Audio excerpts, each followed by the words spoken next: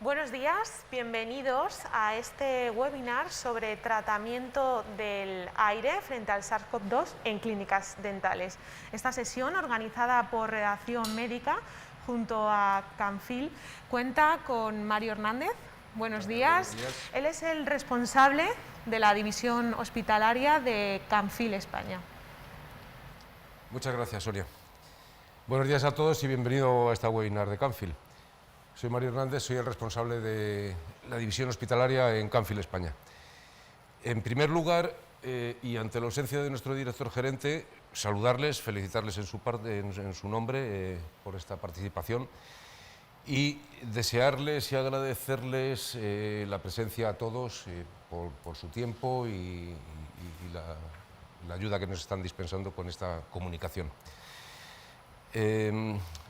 Para posteriores consultas esto quedará grabado, con lo cual cualquier duda, cualquier necesidad que tengan de información, a través de Redacción Médica y de Canfil España, quedamos a su disposición a posteriori para cualquier aclaración. Desde Canfil les deseamos que todos estén bien de salud, que sus familiares, amigos, allegados no tengan problemas de COVID, que estén bien de salud. Queremos mandar desde nuestra empresa también las condolencias a quienes hayan sufrido alguna pérdida, algún amigo, algún allegado con esta dramática situación que estamos padeciendo. Debido a la situación de confinamiento que estamos, utilizamos estos medios, nos gustaría estar presentes, es mucho más cercano, pero ante la situación de confinamiento, pues nos vemos obligados a utilizar estos medios que son los que nos brinda la tecnología. Bien, bueno, en primer lugar lo que nos vamos a plantear es la incertidumbre que hay y las soluciones que se han tomado del tratamiento de aire frente al SARS-CoV-2 en las clínicas dentales. Sabemos todos que el aire, además, el aire limpio es un derecho del ser humano. Entonces hay que intentar aclarar qué medios, qué situaciones se han utilizado, qué planteamientos se han actuado, cómo hemos actuado en esta época con las clínicas dentales. Contamos con 4 profesionales especialistas, cada uno en su sector, que paso a continuación a presentarles. En primer lugar, don Antonio Montero Martínez. Es el presidente oficial del Colegio de Odontólogos y Estomatólogos de la Comunidad de Madrid. Su exposición se enfocará en cuanto a los riesgos de las clínicas dentales y las medidas tomadas en la actualidad con motivo de esta pandemia.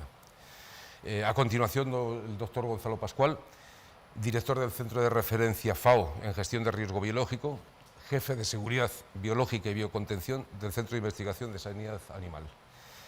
Nos hablará sobre la transmisión de patógenos en aerosoles enfocados al SARS-CoV-2. Posteriormente, don Jaime Sánchez, director comercial de Canfil España, nos expondrá las soluciones del tratamiento de aire frente a los agentes biológicos. Y la última exposición la hará don Josep Ventura, responsable del segmento Clean Process en Canfil España. Nos explicará las explicaciones de los equipos en clínicas dentales con los modelos CTH y CTM. Pues vamos a comenzar con la primera exposición de este seminario, que la va a realizar Antonio Montero Martínez, el presidente del Colegio Oficial de Odontólogos y Estomatólogos de Madrid. Muy buenos días, Antonio. Buenos días. Bueno, en primer lugar, agradecer a Redacción Médica y a la empresa Canfil que haya contado con el Colegio de Odontólogos y Estomatólogos de la Primera Región y en especial conmigo.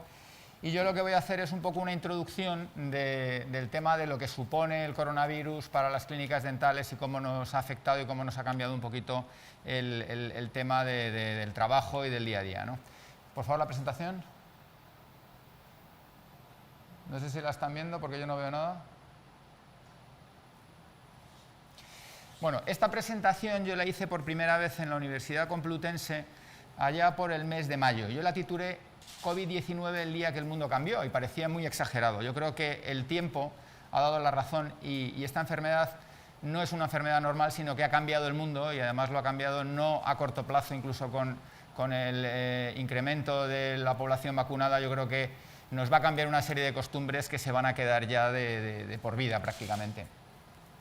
Nada nos hacía pensar en febrero del 2020, cuando veíamos que los chinos estaban haciendo hospitales de una manera urgente, que tan solo 2 meses después íbamos a estar haciendo una cosa muy similar nosotros en IFEMA, ni que cuando veíamos estas calles de Wuhan en febrero de 2020 totalmente vacías, sin gente, íbamos a sufrir exactamente lo mismo en todas las ciudades de España tan solo unos meses después. Esta epidemia ha supuesto un revés no solamente en lo sanitario, sino en lo económico, de lo que no sabemos muy bien, es una serie de incertidumbres de cuándo nos podremos recuperar.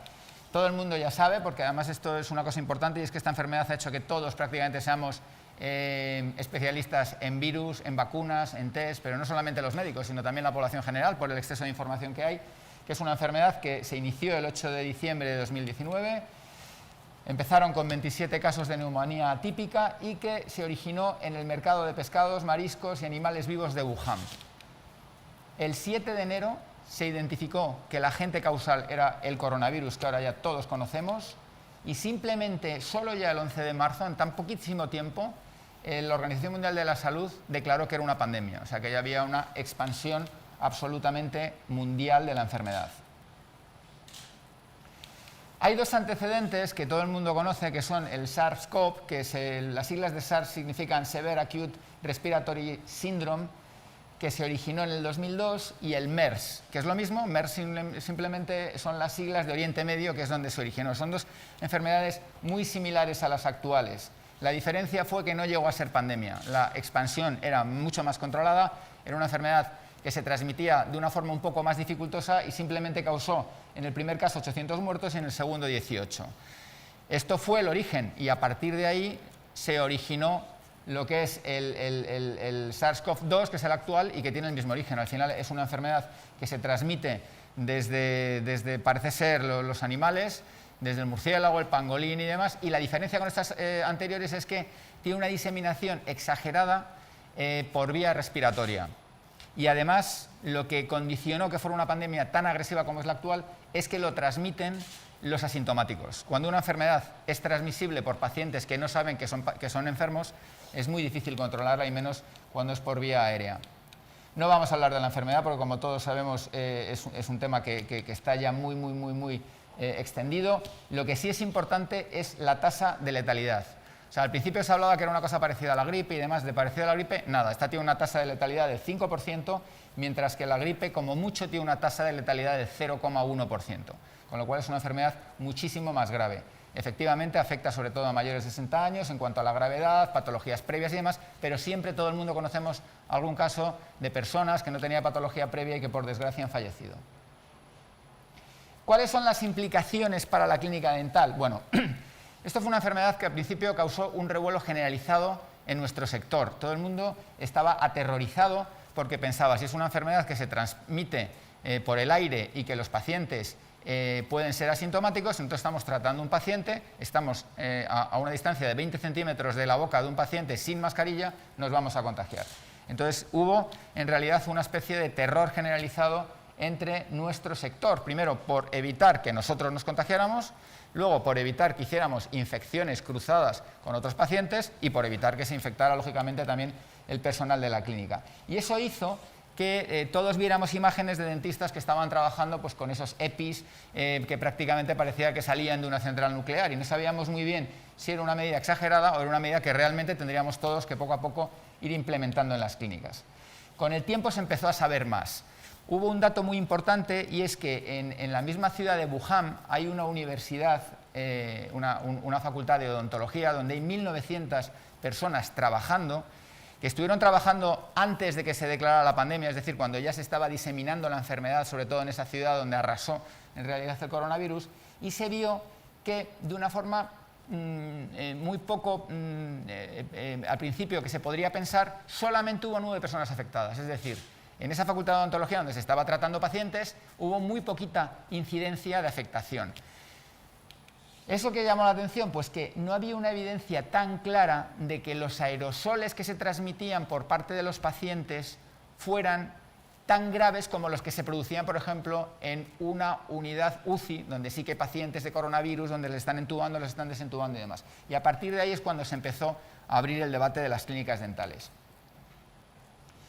Por supuesto, nosotros generamos aerosoles y cualquier instrumento rotatorio de los que empleamos en la clínica genera aerosoles. Las turbinas, las piezas de mano, los ultrasonidos, incluso el láser, cualquier producto que tiene una refrigeración va a generar aerosoles. El problema es que no hay un estudio todavía científico de cuál es la carga de esos aerosoles a nivel de clínica dental. Los estudios que hay hoy en día de aerosoles, como os decía antes, están establecidos en las UCIs y en general la mayor carga vírica se produce cuando al paciente lo entuban o lo desentuban, porque genera una serie de toses donde vienen unos fluidos de la nasofaringe que sí tienen una carga vírica importante. Nosotros, a nivel de clínica, los aerosoles fundamentalmente es agua proyectada por la turbina, agua pulverizada, donde puede haber una contaminación, pero una contaminación de la saliva del paciente. No es una contaminación tan profunda como en la nasofaringe. Pero en cualquier caso, el riesgo lógicamente existe. Estamos generando aerosoles y de hecho somos una de las profesiones que se considera necesita una vacunación previa porque estamos en primera línea en cuanto a posibilidad de infección. Eso nos hizo establecer una serie de protocolos. Todo el mundo estableció su protocolo, desde empresas de seguridad de riesgo laboral, el Consejo de Dentistas, nosotros mismos, el Colegio de Odontólogos, establecemos una serie de protocolos porque había una incertidumbre en cuanto a cuáles tenían que ser las medidas que se tenían que adoptar en las clínicas. Y, por ejemplo, empezamos a hablar de mascarillas, que estábamos todos de toda la vida trabajando con las mascarillas quirúrgicas y esas no protegían frente a las partículas que transportaban ese tipo de virus. Se empezó a hablar de las famosas mascarillas FFP2, FFP3, que ahora hoy en día están incorporadas absolutamente en todas las clínicas dentales. Se habló también del doble guante. El doble guante está más pensado para sitios donde están en alta carga de contaminación del COVID, porque el segundo guante, el primer guante que se pone, es precisamente para quitárselo y con el otro quitarse el EPI. Nosotros, gracias a Dios, en ese sentido no es tan necesario el utilizar el doble guante. Sí que se habló de gafas protectoras, nosotros no trabajamos con pantallas ni con gafas herméticas y se vio que había una transmisibilidad de la enfermedad a través de la mucosa ocular, con lo cual hemos incorporado otro elemento más de protección en las clínicas dentales. Y, por supuesto, de ropa protectora, pero ropa protectora no es la ropa de abajo, esa que viene en la foto, que son gente que está tratando directamente pacientes con una enorme carga vírica, simplemente cualquier equipo que luego lo puedas esterilizar o que te lo puedas quitar de manga larga y demás. Eso todos lo hemos incorporado en nuestras clínicas. Y lo más importante que hemos incorporado en nuestras clínicas es la selección de los pacientes. Nosotros tenemos la ventaja de que podemos intentar evitar el tratar pacientes o bien que ya tengan coronavirus o que hayan entrado en contacto con algún paciente que tenga coronavirus y que por tanto sean de riesgo. Estamos así bajando un poco la posibilidad, aunque estadísticamente es imposible reducirla al 100%, porque siempre puede haber un paciente asintomático que no sepa que se ha contagiado, pero reducimos un poquito la posibilidad de enfrentarnos a un paciente con carga vírica. Esa es la única forma, es hacer un triaje telefónico, avisar al paciente que si tiene síntomas, si ha estado en contacto con algún familiar que esté diagnosticado de coronavirus, si tiene fiebre, si tiene dolor de garganta, si tiene tos, si tiene incluso diarrea, no acuda a la consulta. En el caso de que el paciente sí que haya tenido coronavirus, se recomienda estar un mes sin recibir tratamiento dental y en el caso de que haya entrado en contacto y sea de riesgo, pues esperar 2 semanas. Hoy en día, además, ya tenemos acceso a los test, se puede mandar una PCR, se puede mandar un test de antígeno, de hecho en las clínicas tenemos test de antígenos, con lo cual ante la duda incluso lo podemos realizar. No tenemos ninguna obligación de tratar a un paciente que tenga coronavirus activo. En el caso de que un paciente tenga coronavirus activo, es claro que tiene que ser tratado en centros muy especializados. Tiene que ser tratado en un sitio donde tenga un flujo negativo de aire, con unos equipos muy especializados y muchas veces en centros hospitalarios. Con lo cual, esos pacientes, que es un porcentaje muy bajo el que tienen necesidad de un tratamiento de urgencia, no tiene que ser tratado porque además hay mucho riesgo de que podamos expandir la enfermedad no solamente entre nosotros, sino entre los pacientes que tengamos en la clínica. Esto sería el triaje telefónico que realizamos. Y hay una serie de medidas que se han implementado ya en todas las clínicas. A todo el mundo ya le toman la temperatura cuando llega a la consulta, le ponen unas calzas para que no haya contaminación del suelo, lavado de manos, como todos sabemos, con gel hidroalcohólico. Y un elemento muy importante es el enjuague previo. O sea, se ha demostrado que si tú tienes un paciente y antes de empezar a hacerle ningún tipo de tratamiento se hace un enjuague durante 1 minuto, incluso gárgaras, con alguna solución desinfectante que pueda disminuir la carga vírica, aunque ese paciente sea un paciente asintomático que pueda transmitir la enfermedad, baja lo suficiente la carga como para que sea menos transmisible. Entre las soluciones, pues bueno, se habla de peróxido de hidrógeno al 1%, povidona ayuda al 0,2%, incluso cetilpirino al 0,5%. En principio, cualquier enjuague de ese estilo es suficiente como para reducir la carga. También se empezaron a implementar incluso una serie de artefactos casi artesanales que se hicieron para intentar evitar la transmisión de los aerosoles. Bueno, estos eran un poco rudimentarios, luego se empezaron a las casas comerciales a distribuir una serie de aspiradores de alta potencia para reducir lo más posible los aerosoles que pudieran salir de la boca. El dique de goma, que lo utilizamos para muchísimos procedimientos, reduce en un 70% la posibilidad de que esos aerosoles del paciente salgan al exterior. Y luego pues hay una serie de dispositivos que ya se están comercializando, que son aspiradores específicos que se ponen muy cerca de la boca, que a su vez tienen filtros EPA, tienen luces halógenas que en teoría deberían de destruir los virus que pudieran pasar a ese filtro, y que también se están incorporando para reducir lo más posible la cantidad de aerosoles. Y luego, por supuesto, una serie de mecanismos que lo que van a hacer es filtrar el aire, desde filtros EPA, maquinaria de ozono, que ya sabemos que está muy entredicho porque bueno, tiene una serie de componentes tóxicos, ¿no?, para el personal, luces ultravioletas para intentar luego, cuando termina un paciente, pues desinfectar toda el área. Hay una serie de incertidumbres. Siempre se ha recomendado, por supuesto, la ventilación del gabinete. Eso no está muy claro el tiempo. O sea, el hacer una ventilación para que el aire vaya a fluir es muy importante. Se habla de 5 minutos, otros estudios hablan de que hay que hacerla de 1 hora, entonces no hay una certidumbre clara de cuánto tiempo tiene que ser esa ventilación. Lo que sí está claro es que hay que hacer algo con el aire, porque en el caso de que el aire esté contaminado, de alguna manera hay que irlo renovando. Y un tema muy importante es lo del aire acondicionado. Al principio de la pandemia se habló de que no se podía utilizar el aire acondicionado, porque el aire acondicionado podía recircular el virus y hacer que se extendiera por más zonas. Luego se vio que había determinadas clínicas que no tenían posibilidad de hacer una ventilación porque no tenían ventanas, porque era un local y necesitaban ese aire acondicionado para hacer algún tipo de ventilación. Se están empezando a incorporar una serie de mecanismos para que ese aire se purifique. Y yo creo que estamos en esa situación. De hecho, a mí me interesa mucho este webinar porque yo me imagino que a nivel técnico pues voy a aprender muchas cosas en este respecto, y creo que sí que es una de las situaciones que ha venido para quedarse y que de aquí a un futuro será incluso obligatorio el tener, en el caso de tener aire acondicionado, una serie de dispositivos que nos vayan liberando de ese posible riesgo.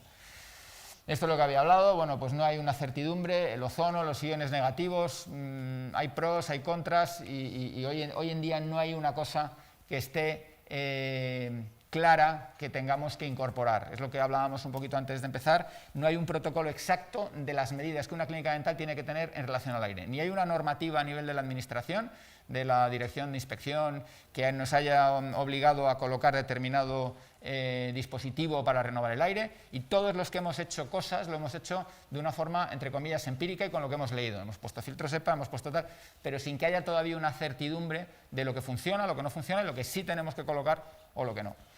En este sentido, poco más, simplemente agradecer otra vez el estar aquí, que estoy abierto luego a todas las preguntas que pueda contestar. Muchas gracias. Muchísimas gracias, Antonio Montero, por su exposición, y a continuación vamos a conocer la ponencia que va a realizar Gonzalo Pascual Álvarez, jefe de Seguridad Biológica y Biocontención del Centro de Investigación Sanitaria Animal, que nos va a hablar de la transmisión de patógenos en aerosol. Muy buenos días, don Gonzalo. Buenos días, muchísimas gracias por haber querido que esté presente en este webinar.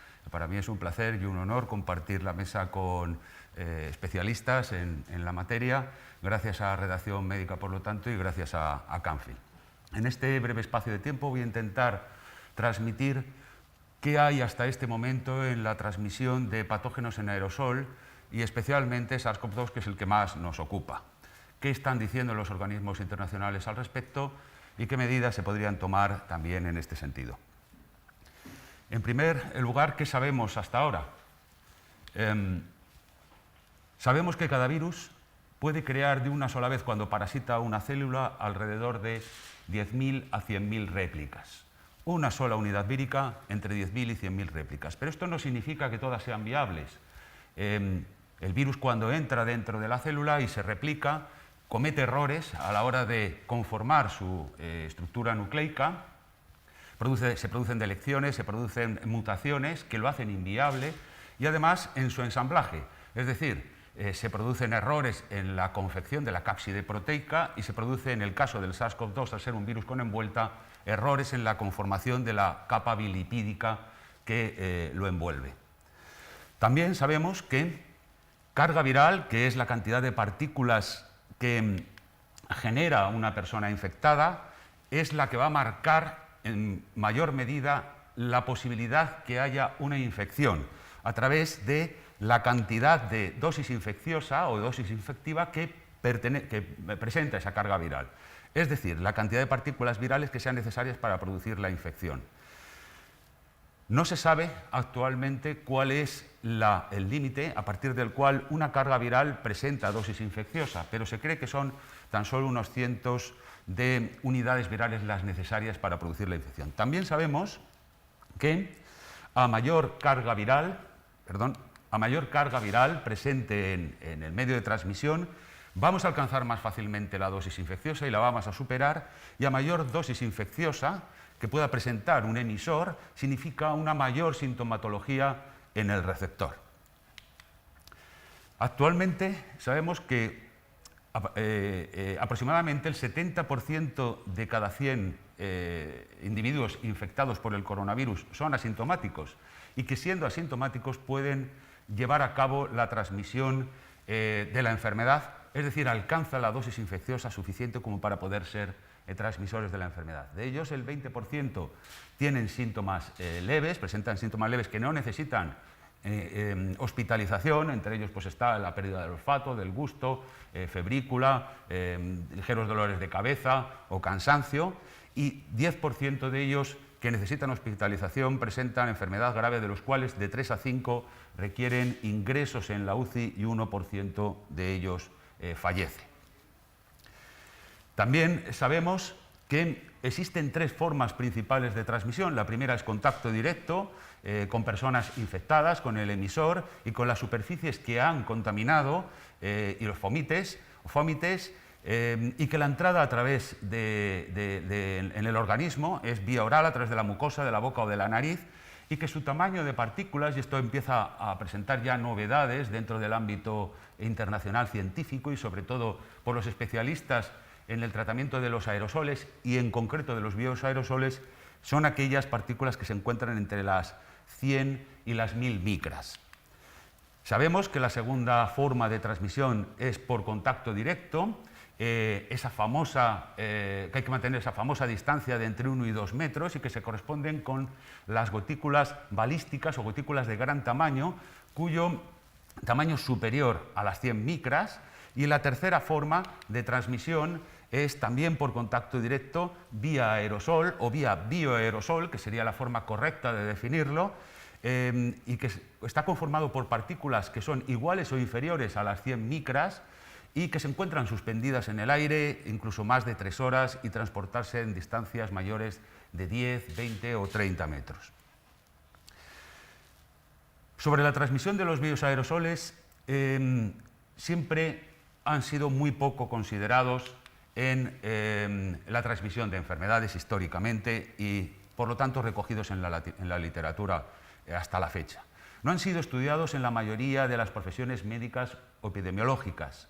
Hay una falta casi total de expertos en la Organización Mundial de la Salud de esta forma de transmisión. De hecho, el comité principal de la Organización Mundial de la Salud está dominado por expertos de tendencia predominante sobre el lavado de manos, es decir, es el lavado de manos la primera barrera o la primera acción que hay que tomar en la lucha frente a cualquier agente patógeno transmisible.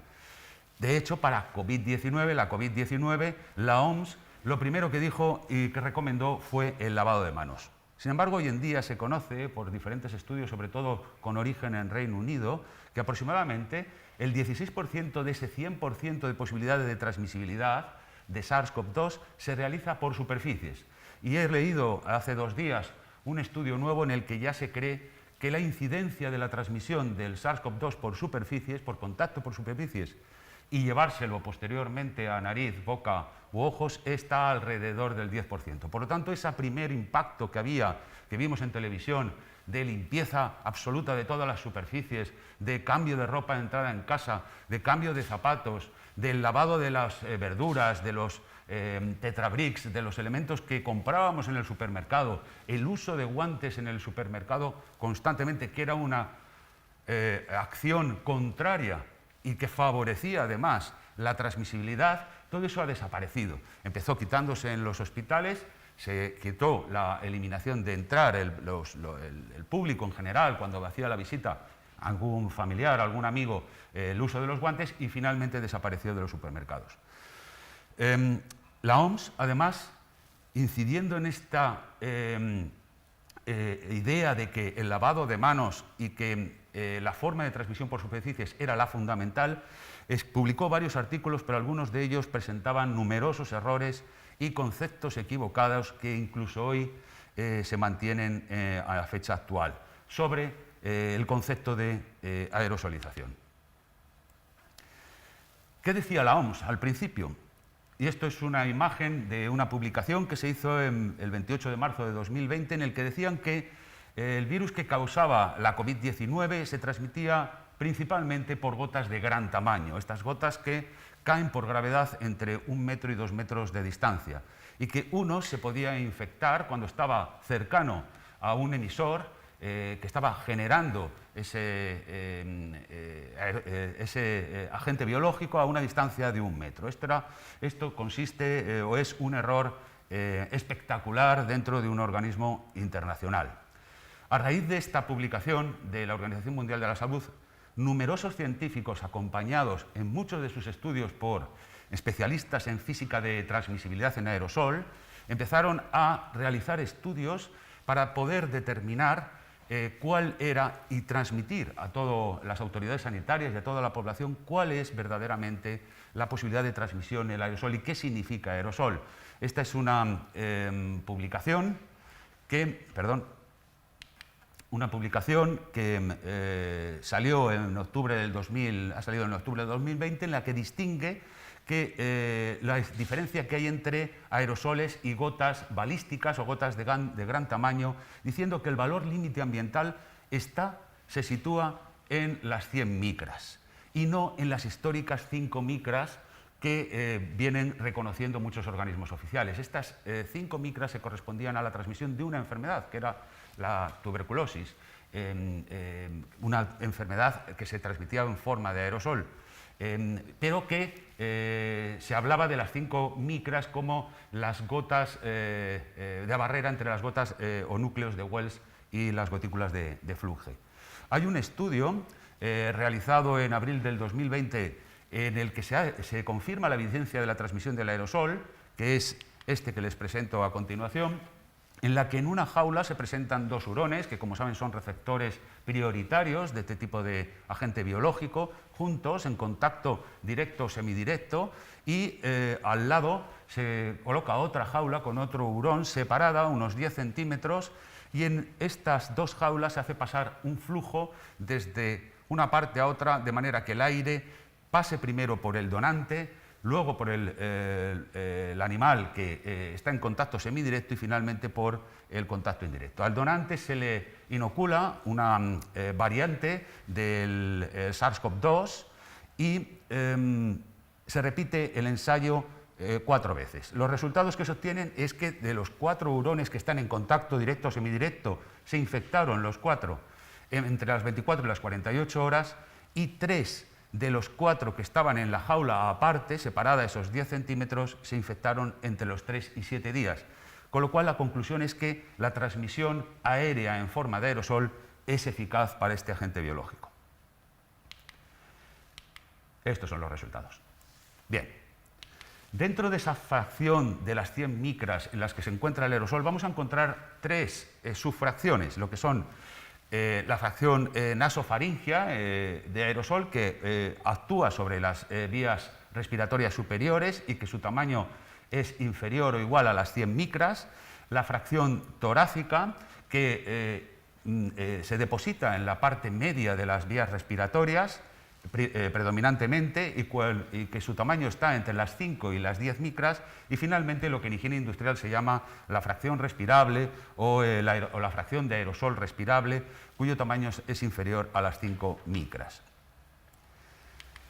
¿Qué dice ahora la OMS respecto a todas las publicaciones que hay y a una reciente, ya no tanto, de unos meses atrás, de 135 especialistas científicos en transmisibilidad y en SARS-CoV-2 respecto a la forma de transmisión? Pues, a pesar de estas evidencias, la OMS hace un matiz respecto a cómo se transmite. Sigue diciendo que las gotas de gran tamaño que se transmiten dentro de 1 metro es la fuente principal de transmisión, que hay transmisión indirecta a través de las superficies, que puede ser posible, por lo tanto no renuncia a su primera idea del todo, y que existen hipótesis y teorías que sugieren que la inhalación de aerosoles, dependiendo de la carga infecciosa, no sabiendo cuál es en realidad todavía, puede producir una transmisión. Es decir, la OMS sigue insistiendo en no reconocer abiertamente que un agente biológico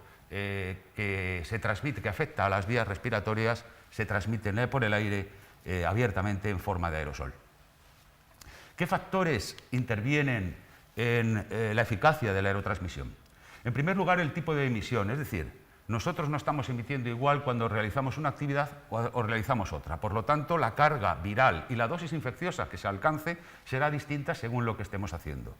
Segundo, que se ha encontrado evidencia más que demostrada de la presencia de superpropagadores, personas que emiten 10 veces más aerosoles que una persona normal y que hay que controlar. Que es importante el tiempo de contacto o tiempo de exposición que hay frente a un emisor, que es importante la distancia entre emisor y receptor, que es indudablemente fundamental la protección personal, tanto del emisor, del receptor o de ambos, que es fundamental la ventilación como vehículo, como forma de transmisión de un aerosol, y que además hay que controlar determinados parámetros físicos de interior y también de exterior, como podrían ser temperatura, humedad relativa o incluso luz ultravioleta. Respecto a los tipos de emisión, es muy curioso comparar qué tanto por ciento o qué capacidad tenemos de transmisión del agente biológico si estamos en silencio, si hablamos, o si estamos gritando, cantando o hablando en voz alta. Como referencia, simplemente decir que al hablar emitimos aproximadamente unas 10 veces más partículas respiratorias que en silencio. Esto es un estudio hecho por Bonanno y colaboradores en el año 2020, en el año pasado, y que al gritar esta cantidad se multiplica por 5, es decir, que emitimos 50 veces más partículas respiratorias que cuando estamos en silencio. Este estudio, esta gráfica que ven en este estudio, hace una comparativa entre la cantidad de aerosoles que se producen al hablar respecto a las gotas balísticas, estas gotas que tienen más de 5 micras. Y se ve que al hablar la dosis infecciosa en aerosoles respecto a la distancia es de entre 100 y 2000 veces superior al de las gotas. Una evidencia mayor de que el principal factor de transmisión de SARS-CoV-2 es por la vía aerosol. Como ejemplos, para ir finalizando, les presento uno que es la transmisión de SARS-CoV-2 en un restaurante. Esto es una comida del 24 de enero de 2020 en Guangzhou, en China, donde había 90 comensales y 8 camareros. En la mesa A, que tienen ustedes situada en medio de la diapositiva, una persona esa noche presentará síntomas, por lo tanto era un transmisor asintomático. Y de los 9 clientes que había alrededor de esta mesa, fueron diagnosticados positivamente 9 de ellos. Los contagios de las mesas B y C se encontraban más de 1 metro del paciente cero, del emisor, y algunos estaban a más de 4,5 metros. La mesa B se solapó, los comensales estuvieron compartiendo espacio en ese restaurante durante 53 minutos con el paciente cero, situado en la mesa A, la mesa C 75 minutos y la mesa D 18 minutos. El aire recirculó continuamente entre las 3 mesas, Los extractores que movían ese aire se encontraban cerrados, es decir, no había renovación de aire, era el aire mismo que se estaba recirculando a través de este sistema, y los sujetos contagiados no tuvieron ningún contacto en otras zonas del restaurante como eran pasillos o baños, y nadie más se contagió en el restaurante. ¿Cuál es la conclusión que sacó este estudio? Pues que una deficiente ventilación, la proximidad entre los comensales y el tiempo de exposición fueron decisivas. Un segundo ejemplo muy llamativo que ha generado muchísimos estudios y que ha sido de gran utilidad para entender la dinámica de contagio en interiores a través del aerosol es el caso del coro de Washington que se produjo en marzo de 2020. En este coro, al ensayo, acudieron 61 de los 120 miembros y mantuvieron distancias siempre y prácticas higiénicas. Estuvieron cantando durante el ensayo sin mascarilla, no había ventilación en el espacio y compartieron el espacio por un tiempo prolongado. El paciente cero llegó a contagiar en 2 horas y media a 53 personas de ese grupo del coro, es decir, un 87% de los existentes, y lo curioso es que algunos de los infectados estaban a más de 14 metros a espaldas del paciente cero. ¿Qué conclusión se llegó? Pues que la influencia de la mala ventilación o deficiente ventilación o equivocada ventilación, el tiempo de exposición, la distancia que había entre ellos, el no uso de los equipos de protección individual como es la mascarilla y la actividad que se estaba desarrollando, cantando, que generaba una mayor emisión de carga viral, fueron determinantes. Finalmente, es esta de aquí, para terminar, ¿qué acciones deberíamos tener en cuenta de manera general para el control de los bioaerosoles? Primero, siempre que sea posible mantener la distancia de seguridad. En segundo lugar, limitar el tiempo de exposición o de contacto al mínimo posible. En tercero, alcanzar un número de renovaciones hora adecuado. Sirva como ejemplo que un número de renovaciones normal en una instalación clínica, en una instalación de investigación o de diagnóstico de agentes biológicos patógenos está entre 6 y 8 renovaciones hora, y que aumentar una renovación hora más significa un gasto de energía de un 3%, esto es importante porque luego la economía también hay que tenerla en consideración, y sin embargo científicamente se ha demostrado que una renovación de hora más no significa una mejoría en la transmisibilidad o en el porcentaje de incidencia. Hay que mejorar los sistemas de extracción de aire, si es posible localizada en el foco emisor, bajo el básico principio preventivo de actuación sobre foco, sobre medio y finalmente sobre transmisor, y si no es posible la extracción localizada, pues realizarlo en un sistema general de ventilación o de climatización. Que indudablemente hay que filtrar el aire con filtros EPA homologados, ensayados, acreditados, normalizados, no filtros EPA conseguidos en, valga la expresión, y me la van a permitir ustedes, en un chino, ya que a lo mejor como fueron los causantes de la situación, tienen el remedio adecuado. Tienen que ser filtros EPA homologados por la Unión Europea y a nivel internacional. Y indudablemente limitar la coincidencia de personas. Bien, muchísimas gracias por su atención. Espero que haya sido productivo. Gracias. Muchísimas gracias, Gonzalo Pascual. A continuación, vamos a pasar a la exposición que va a realizar Jaime Sánchez Sartre, director comercial de Camfil España. Muchas gracias, Gonzalo. Un placer escucharte, como siempre. Como bien ha dicho Gonzalo, hoy en día hay un consenso generalizado de que la principal vía de transmisión es el aire a través de aerosoles. Y en este sentido, la solución que también está consensuada es el filtro EPA. Hoy en día todo el mundo ha oído hablar de filtros EPA, pero para las personas normales que no están relacionadas con industria, no está claro cuál es su principio de funcionamiento y por qué efectivamente es la solución que podemos plantear en el tratamiento de aire frente a agentes biológicos.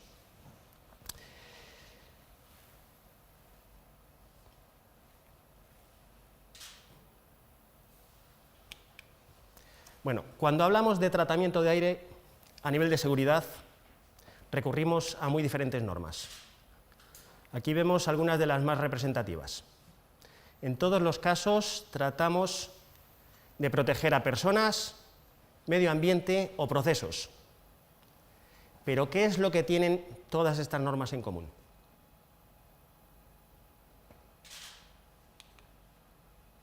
Lo que tienen en común es que todas plantean un único sistema para limpiar el aire, que es los filtros de aire. Y más concretamente, cuando queremos eliminar agentes biológicos como virus y bacterias, nos remiten directamente a los filtros EPA o ULPA. Es el único sistema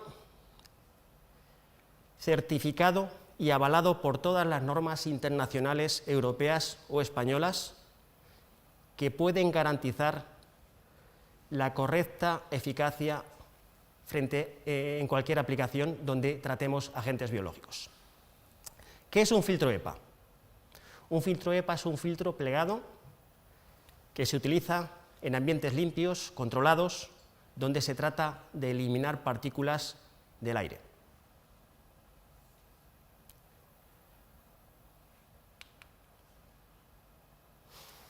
La idea de buscar filtros de muy alta eficacia surge en los periodos de guerras, para incorporar a las máscaras de gas, de forma que no solo tengamos eficiencia frente a gas, sino también frente a partículas.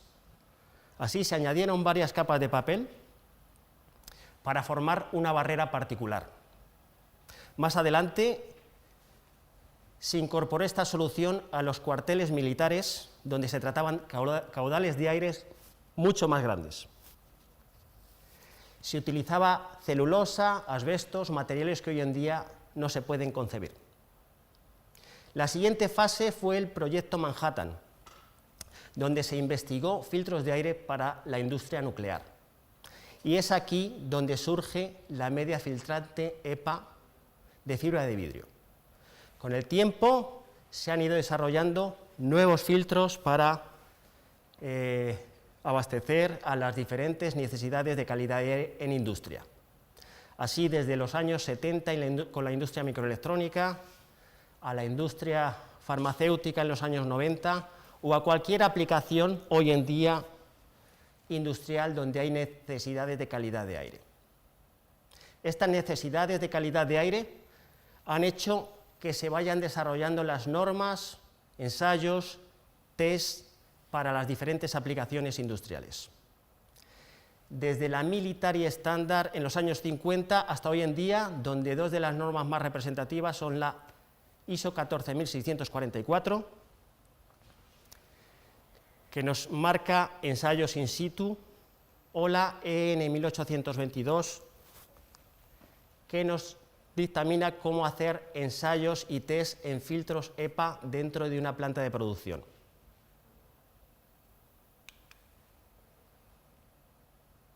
Pero vamos a centrar el problema. En principio, el virus SARS-CoV-2 sería muy difícil de retener por el tamaño que tiene, por debajo de 0,15 micras. Además, va adherido a otras partículas, gotas o aerosoles. Para hacernos una idea de lo que esto significa, el ojo humano empieza a apreciar partículas a partir de un tamaño de 10 micras. ¿Por qué un filtro EPA es lo más eficaz si queremos filtrar un agente biológico como un virus o una bacteria? Un filtro EPA H13 tiene una eficacia mínima para cualquier tamaño de partícula de un 99,95%, y esto está avalado, certificado y garantizado por todas estas normas que hemos visto. En este gráfico vemos la eficacia de un filtro EPA H13 en función del tamaño de partícula. El tamaño para el que el filtro es menos eficaz es lo que llamamos tamaño de partícula más penetrante, o MPPS. En este caso, como veis, estaríamos hablando de 0,16 micras, pero es un valor que siempre va a estar comprendido entre 0,1 y 0,25 micras. Es decir, cualquier gota portadora de un virus o aerosol portador de un virus va a quedar retenido en el filtro. Y si estuviéramos en el caso de que el virus fuera aerotransportado, tendríamos un 99,95% de posibilidades al menos de retención de este virus. Estamos hablando de que la eficacia es prácticamente total.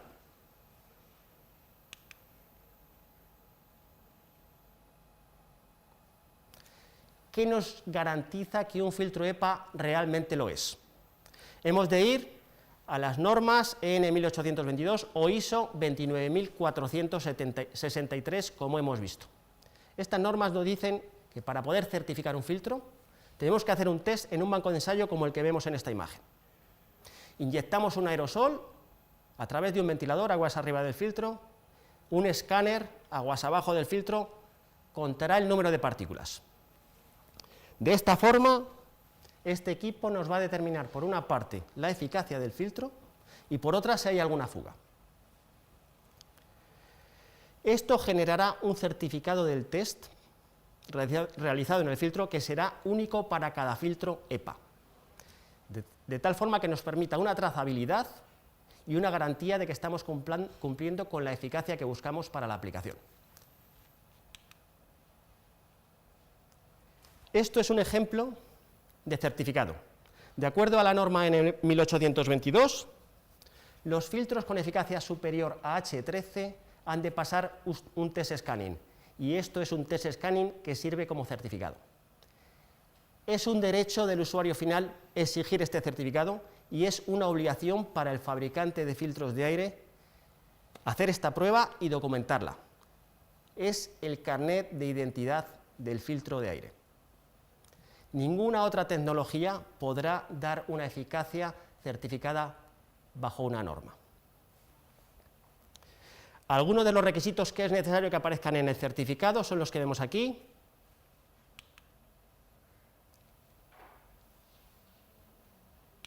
El nombre de la máquina, el método de ensayo, el tamaño de partícula, el contagio de partículas máximo y mínimo para el intervalo, en función del intervalo de tiempo, la descripción del filtro y el objetivo de los resultados, el resultado del escáner y los datos del filtro, incluso la identificación del operario que realiza el test. Puntos importantes a tener en cuenta en relación a la filtración EPA. ¿Dónde se instalan? Pues se instalan en unidades de tratamiento de aire como climatizadores, en cajones de impulsión o extracción de aire, en purificadores de aire o en maquinaria como por ejemplo aisladores. ¿De qué se componen? Pues todos los filtros llevan un marco, llevan un sellado, una junta, un separador de pliegues, pero el elemento crítico es la media filtrante. Y en este sentido, para lograr eficacias como las que necesitamos en un filtro EPA, hay tres posibilidades: la fibra de vidrio, la membrana o teflón y la media polimérica multifibra, que es el sistema más avanzado a día de hoy. Otros aspectos críticos: todos los filtros, como hemos visto, han de llevar un certificado individual en base a una norma, la EN 1822.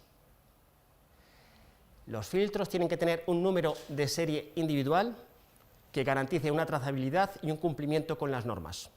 Además, hemos de buscar una baja de pérdida de carga inicial y un crecimiento lento de esta a lo largo de la vida útil del filtro.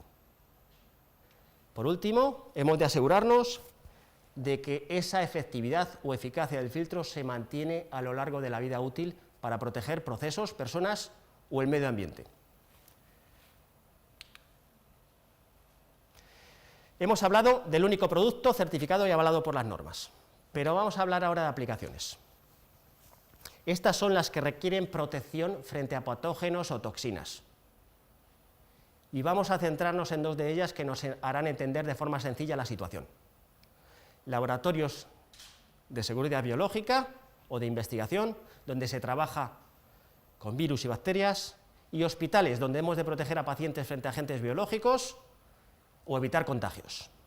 En todos los casos buscamos un mismo objetivo: proteger a personas o procesos. Y en todos los casos se habla de una única técnica, que es la filtración EPA.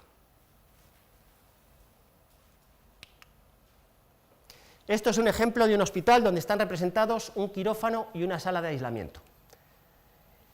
En el quirófano hemos de evitar a toda costa que partículas del exterior entren en la sala, mientras que en la sala de aislamiento podemos tener dos tipos de necesidad: proteger a un paciente con las defensas bajas o evitar que un paciente con una enfermedad contagiosa pueda contaminar a otras personas fuera de la sala.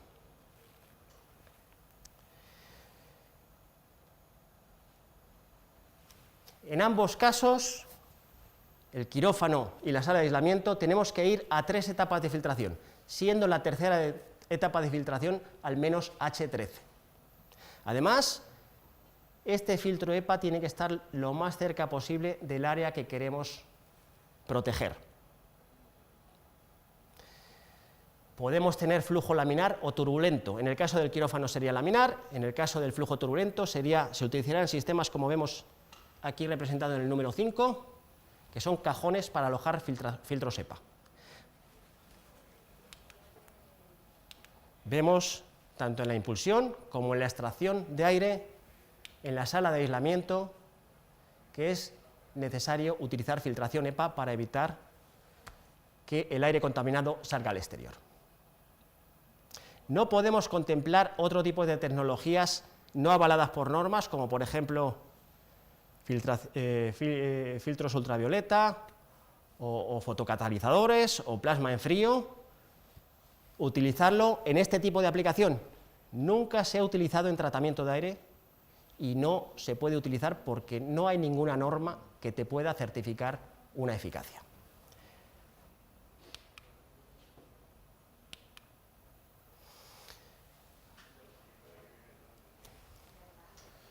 Vamos a hablar ahora de laboratorios de seguridad biológica donde se trabaja con virus y bacterias. Es la aplicación más crítica, ya que directamente se trabaja con el agente biológico. Pero vamos a ver un resumen de conceptos. La bioseguridad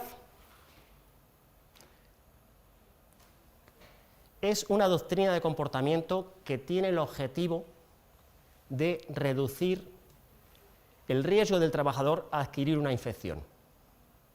Y riesgo biológico es el que se puede tener frente a un agente patógeno. Tenemos 4 grupos de riesgo en función del agente biológico. Desde el grupo 1, donde es muy difícil que el agente pueda generar una enfermedad, al 4, donde el agente genera una enfermedad grave y además es muy peligroso. Y también tenemos 4 niveles de bioseguridad aplicables a laboratorios, desde BSL-1 hasta BSL-4, en función de las medidas de contención que tomemos en un espacio cerrado frente a un agente biológico peligroso.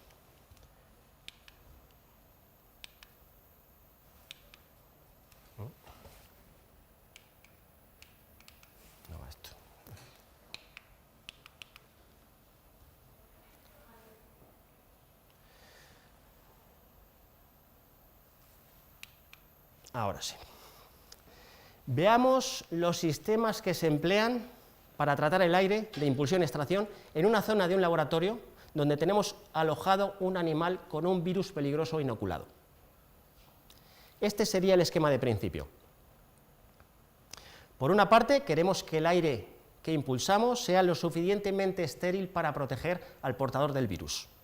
Utilizamos 3 etapas de filtración: prefiltro, filtro de alta eficacia y, como última etapa, la filtración EPA. En la extracción podemos tener 2 etapas de filtración en función del nivel de riesgo.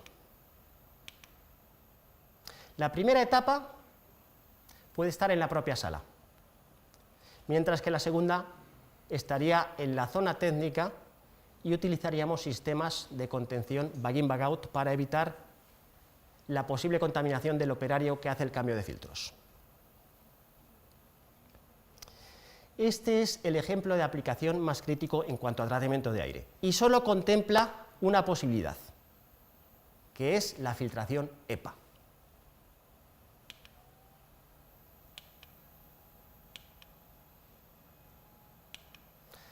Bueno, y para finalizar, vamos a ver el consenso al que han llegado todas las asociaciones de calidad de aire interior, como procedimiento o como a la hora de establecer guías o recomendaciones de tratamiento de aire en la actual pandemia.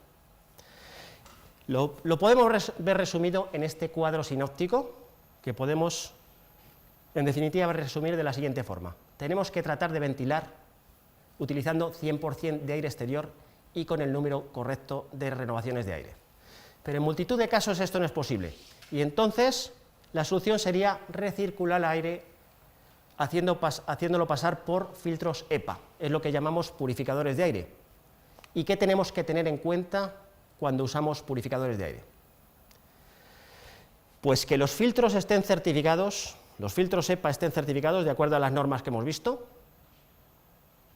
EN 1822, que el dimensionamiento de la solución esté hecho por profesionales, únicamente usar soluciones que den eficacia en función de una norma, usar soluciones normalizadas, como ya hemos visto también, ir a soluciones que copien las medidas que se usan en segmentos donde se trata de eliminar la presencia de virus y bacterias, que esto viene de muy atrás, no es algo nuevo. Hemos visto el ejemplo de hospitales y laboratorios de investigación biológica. Y monitorizar, medir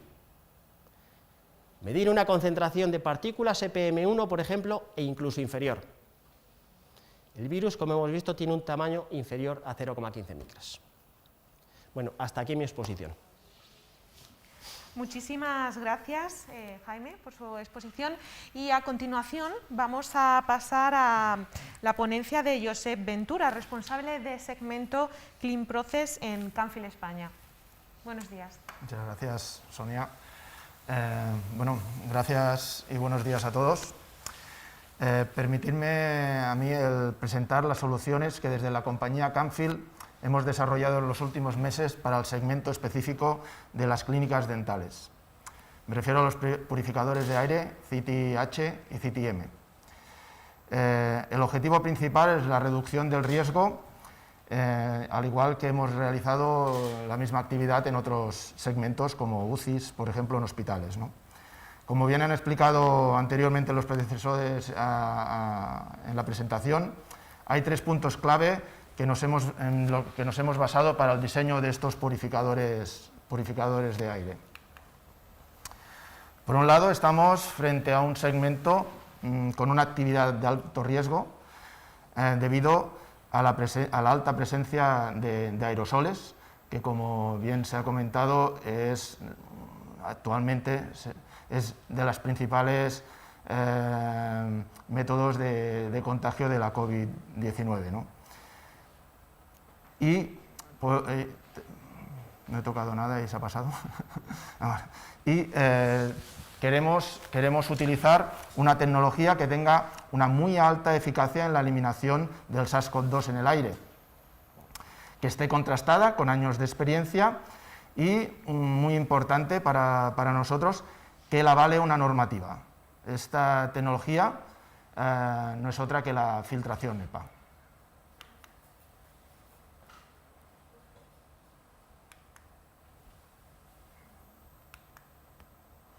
Si me pasáis, gracias.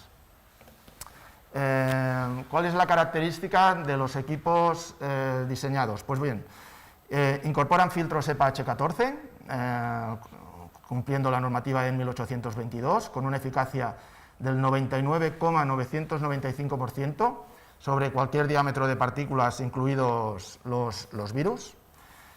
Buscamos equipos de bajo consumo energético y de bajo nivel sonoro, para no molestar en el día a día de las clínicas. La unidad tiene que ser plug and play, de fácil instalación y fácil movimiento, que puedas instalarla en una clínica o en otra, dependiendo de la carga de trabajo que haya en ese momento. Se alcanzan hasta 10 recirculaciones por hora en las zonas de alto riesgo, 12 metros cuadrados, y en la que se busca una reducción drástica de los niveles de aerosol. Hay un ajuste manual de la velocidad en el brazo de aspiración, y el ajuste del brazo es suave para acercarlo lo máximo posible a la fuente de emisión, que es el objetivo principal. También todos los elementos utilizados son elementos lisos y se utilizan productos para una descontaminación y limpieza lo más eficiente posible, ¿no? Además, la campana que se utiliza es transparente para permitir para que no interfiera en la visión a la hora de trabajar. Aquí podemos ver ahora un vídeo que refleja un poco en resumen de lo que les acabo de anunciar. Perdón.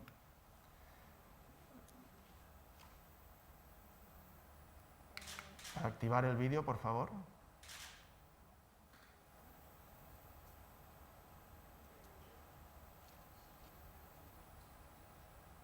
No. Ahora. Gracias.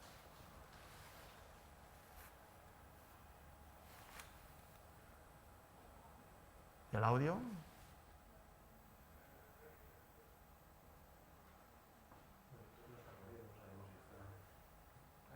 ¿Podéis activar el audio, por favor? Que quizá... vale, gracias.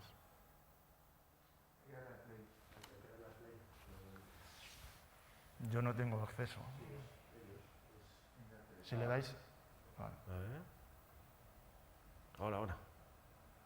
¿Le dais al play desde el principio, por favor? No pueden acceder al play, parece ser.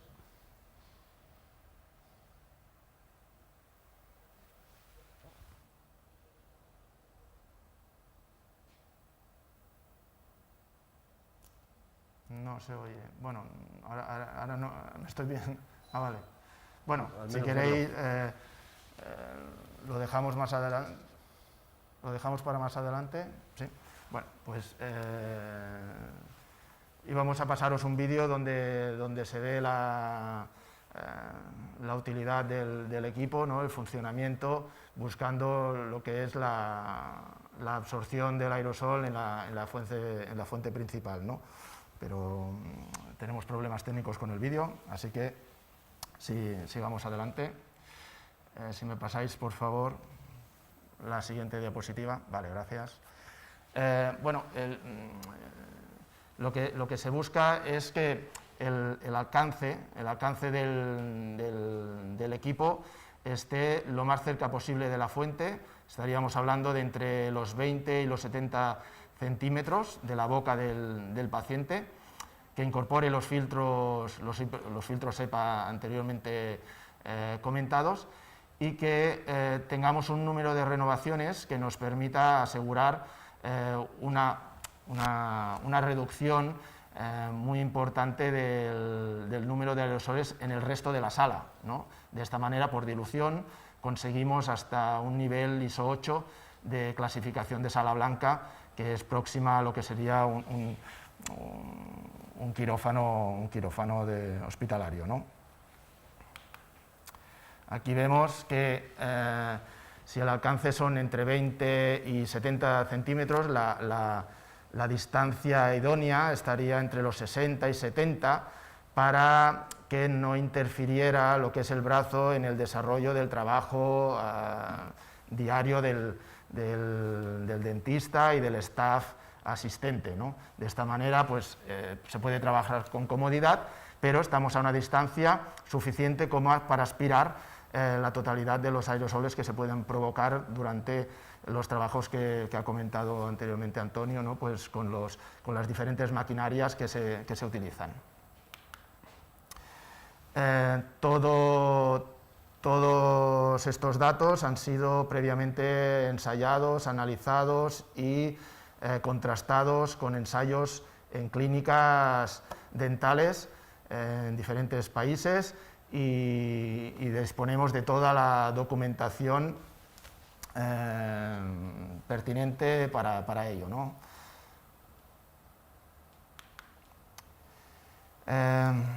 Bueno, no solo nos vamos a centrar en la clínica, sino que también es importante pensar en las salas, por ejemplo, las salas de espera, u otras zonas de las clínicas dentales como las office o si hay comedores, etcétera, donde se pueden instalar otro tipo de equipos que ya no hace falta que incorporen brazos, sino que simplemente son recirculadores de aire también con su filtración EPA, incluso en este caso con carbón activo también para el tema de olores. Aquí vemos en gráfica las reducciones de los aerosoles que os comentaba anteriormente, ¿no? En una medida de 0,3 a 0,5, pues cómo bajamos drásticamente los niveles de aerosol por debajo de una clasificación ISO 8, que es una clasificación de sala blanca. Estamos alcanzando niveles muy buenos en cuanto a calidad de aire. Vemos aquí pues, las características del purificador, ¿no? La incorporación de los filtros EPA, también niveles sonoros, se busca un nivel sonoro muy bajo, ligeros para que se puedan mover, y son soluciones también plug and play, soluciones portátiles para poder colocar en el sitio preferente dentro de las salas de espera, ¿no?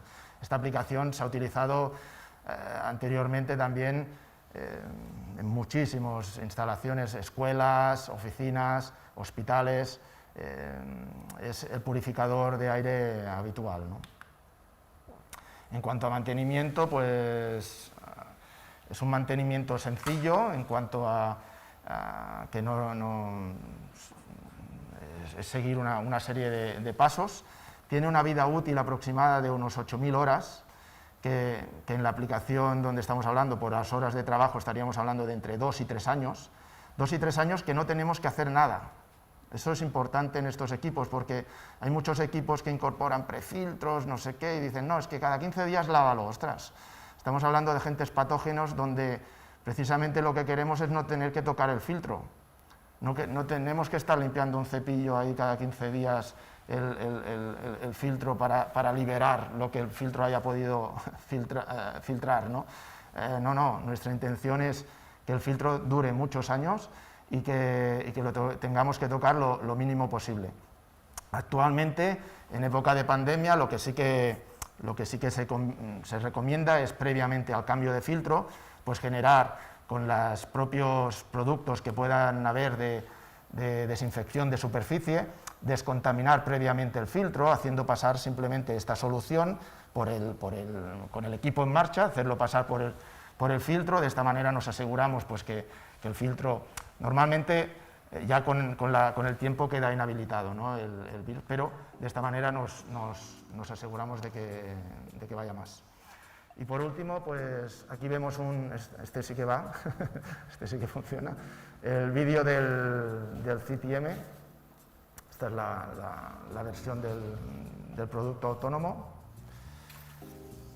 donde se muestra el funcionamiento del equipo con la entrada del aire sucio, pasando por el ventilador y liberando el aire filtrado. Aquí el sistema de mantenimiento que les comentaba, con un filtro bicomponente, filtro de carbón activo para olores y filtro EPA para partículas. Moléculas y partículas, en este caso filtramos los dos componentes. Es un producto silencioso, gracias a la utilización de ventiladores de primeras marcas y que nos permiten también niveles de rendimiento energético muy alto, ¿no? Utilizaciones, pues, aparte del SAR, pues, asmas, alergias, eliminación de olores. Y dependiendo de si tenemos volúmenes más pequeños, existe la versión pequeña. Y por último, importante comentar que es un producto made in Spain, que es un producto que se está fabricando actualmente en Guadalajara, tanto el CTH como el CTM, y que bueno, ha generado, y cosa que no estamos muy orgullosos, ha generado ya 100 lugares de trabajo y como grupo Canfield muy contentos de poder participar en dar trabajo, ¿no?, a nuestra población. Pues nada, hasta aquí mi presentación. No sé si vamos a poder recuperar el vídeo o no, pero bueno, si no, ningún problema para si se ponen en contacto con nosotros y se lo mandamos. Está seguramente en YouTube, buscando CPH Canfield y les aparecerá el vídeo. Pues nada, hasta aquí mi presentación. Gracias, Josep Ventura, por su presentación sobre estos modelos de filtrado de Canfield. Ahora mismo vamos a pasar a una mesa de debate después de estas ponencias en las que los asistentes virtuales podrán hacer cualquier pregunta. Y bueno, pues para comenzar me gustaría saber, Mario Hernández, ¿qué conclusiones ha sacado de estas exposiciones tan interesantes? Sí, bueno, muchas gracias a todos, principalmente bueno, con Antonio. La preocupación que ha tenido el sector, que ha sido un gran colapso, ¿no? El encontrarse de repente, prácticamente de una semana para otra, la inmovilidad, el confinamiento, el no poder moverse, el no poder tal. Claro, ahora conocemos, o todo el mundo sabe lo que son los virus, los filtros EPA, la contención biológica y tal, pero estamos en un sector que, con un nivel de población que esto no era un filtro EPA, nadie sabía lo que era. Vamos, de hecho, yo personalmente te encuentras con amigos y tal. ¿Y tú a qué te dedicas? Pues yo fabrico filtros EPA. Esto ahora lo cuentas y dices, bueno, qué curioso, pero hace X años impensable. En cuanto a Gonzalo, bueno, pues igual, muchas gracias, porque científicamente nos das luz a tener más conocimiento y ahondar más en el avance sobre todo las organizaciones internacionales, que sí es cierto, como decías, han sido un poco resistivas hasta que, quizás por aunar criterios a nivel internacional que se planteaba desde ciertos países, y todo esto, ese comunicado, ese diálogo internacional común, global, a todos, hasta que se ha decidido pues que esto era de un riesgo complicado, que no era simplemente una gripe, o una gripe que la cogías y con cierto tratamiento, bueno, pues pasabas unos días y listo. En cuanto a Jaime, bueno, es magistral tu intervención, nos informas al día qué es un filtro, las certificaciones, qué hay que cumplir. Que hay un poco en lo que también comentaba Gonzalo Pascual, no ir a filtros al peso, o no comprar filtros al peso. Aunque yo aquí soy un poco también parte pero sí es cierto que hay mucha competencia ahora mismo en este momento, y el nivel económico es complicado, y esto no quita para que haya gente que compre a precio, pero por lo menos con cierta seguridad y cumpliendo unos mínimos estándares de certificación internacional.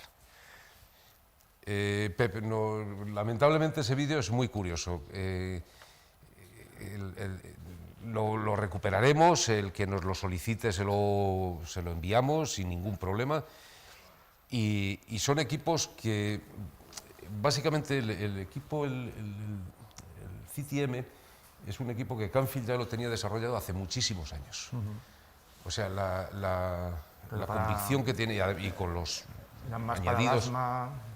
Con los añadidos, alergias... Sí, está certificado por ECARF, que es la Asociación Internacional para las Alergias y Asmas. Y lo que hemos hecho con la experiencia que teníamos y aplicando todo el conocimiento de nivel de contención biológica, de riesgo biológico, que es donde se aplican estos filtros, hemos desarrollado un poquito más allá. para las necesidades o intentar cubrir las necesidades de las clínicas dentales, todo el sector del tratamiento dental. Pero yo sí que me sumo a lo que antes Antonio... Gracias, bueno, Mario. Sí, no, sí, adelante. Sí que me sumo a lo que antes Antonio comentaba de que no tenemos una normativa, ¿no? Es cierto que nosotros como empresa que llevamos años pues tratando en diferentes segmentos que ya están peleándose con los virus, ¿no? Como puede ser laboratorios, pues te encuentras que después cuando intentas aplicar eso a otros segmentos pues no hay una obligación, no hay tal, y vamos un poco prácticamente a son de la televisión, ¿no? Como más ocupadas están las UCIs, más dijéramos, preocupación de la gente en protegerse. Esto hay que romper, hay que poner la calidad de aire, creo, ya como una estandarización y que no sea una cosa variable, ¿no? En eso sí que comentaba. Estoy de acuerdo, lo que pasa es que precisamente si algo ha producido esta pandemia es una incertidumbre, miedo a lo desconocido. Entonces yo creo que el que incluso la Administración y las consejerías de Sanidad establezcan unas normas de cumplimiento, igual que nos la hacen para otra serie de historias, pues tienes que tener una serie de condiciones en los gabinetes, pues yo creo que es muy interesante. Y a nivel de renovación del aire y más en una enfermedad como esta, de una transmisibilidad tan alta, yo creo que además son medidas que no son complejas de cumplir, porque en realidad a mí me ha parecido súper interesante vuestra presentación y yo creo que simplemente estableciendo unos dispositivos que tampoco son excesivamente caros, pues no habría ninguna clínica que no los adoptara, lógicamente. No, me comentan que ahora funciona el vídeo. Bueno, pues si lo podemos poner, simplemente, bueno, es ver cuál es el funcionamiento de estos equipos, ¿no? Cuál es el objetivo. In dental practices, high aerosol generating procedures are performed that can introduce viruses and bacteria into the working environment. From ultrasonic scalers, high-speed handpieces, and even air-water syringes can all create different levels of aerosols in the air. When performing these aerosol-generating procedures, virus particles can be released into the air, which can increase the risk of airborne transmission to dentist and staff. To help reduce the risk of airborne viruses, it's important to capture the aerosols before they spread around the room. The CityH air purifier has been designed to capture these aerosols at source. Using H14 HEPA filter, the CityH will capture 99.995% of the particles in the air.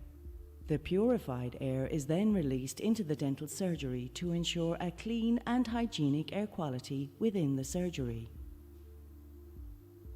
Protecting patients from the spread of airborne viruses is another concern for dentists. In common waiting areas, the risk is greater. The CityM solution is designed to increase air changes and reduce particulate load in your waiting area. Live air quality readings can be taken to ensure the risk to your patients is reduced.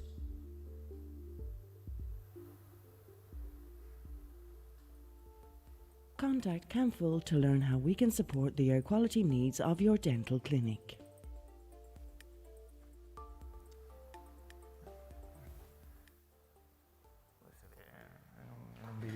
En un vídeo se ve el objetivo, ¿no? Un vídeo muy interesante. Y ahora vamos a pasar a una de las preguntas de uno de nuestros asistentes virtuales, Fernando Barrio, que tiene para los ponentes. Podremos verlo ahora.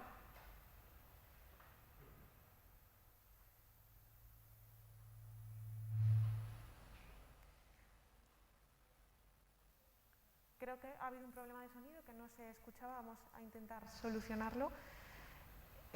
Bueno, como comentaban en este vídeo, qué importante es esa filtración, ¿no? Qué importante es esa purificación del aire. Sí, bueno, quería comentar que esta jornada la hemos puesto como título Tratamiento de aire frente a SARS-CoV-2 en clínicas dentales. Entonces aquí podemos tomar dos alternativas.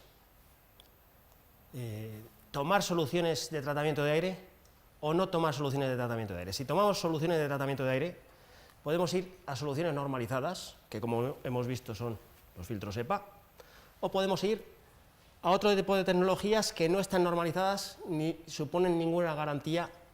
Nosotros los llamamos placebos, como pueden ser en tratamiento de aire, lámparas ultravioleta, fotocatalizadores, filtros electrostáticos, plasma frío. Y si vamos a filtro EPA, que es la solución que está normalizada, como bien ha dicho Gonzalo antes, podemos ir a soluciones certificadas según las dos normas que hemos visto, o otros filtros EPA que hemos oído que llaman True EPA, o que vienen, como habéis dicho, de China, ¿no? Esa sería la clave, ¿eh? Sí, Pep, ¿querías decir algo? Básicamente, a ver, nosotros lo que hemos buscado en las clínicas dentales es aportar nuestro conocimiento de otros segmentos y ayudar en la reducción del posible contagio, ¿no? Es una herramienta más a las que comentábamos, o las que comentabas, ¿no? Pues del enjuague bucal, de las mascarillas, de las máscaras, ¿no? Y es lo que estamos haciendo, pues, en todos los segmentos que vemos donde puede haber. Inicialmente lo hicimos en las UCIs, que se tenían que hacer UCIs en las bibliotecas de los hospitales y no tenían nada, pues oye, pues venga, vamos a poner aquí purificadores de aire hasta tener una calidad de aire pues lo mejor posible, y lo hemos hecho posteriormente en escuelas, que se nos ha pedido también que los pobres niños, las ventanas abiertas, pues si las podían ajustar y poner purificadores de aire, pues estas soluciones son una más para un segmento específico que creemos que podemos aportar estos conocimientos, ¿no? Hemos recuperado la pregunta de nuestro asistente, de Fernando Barrio. Creo que ahora sí que tenemos conexión con él y con sonido. Buenos días. Buenos días a todos. ¿Me escucháis ahora bien? Sí. Vale. Bueno, me llamo, no sé por qué sale Fernando Barrio, pero soy Fernando Bravo Barrio. ¿Vale?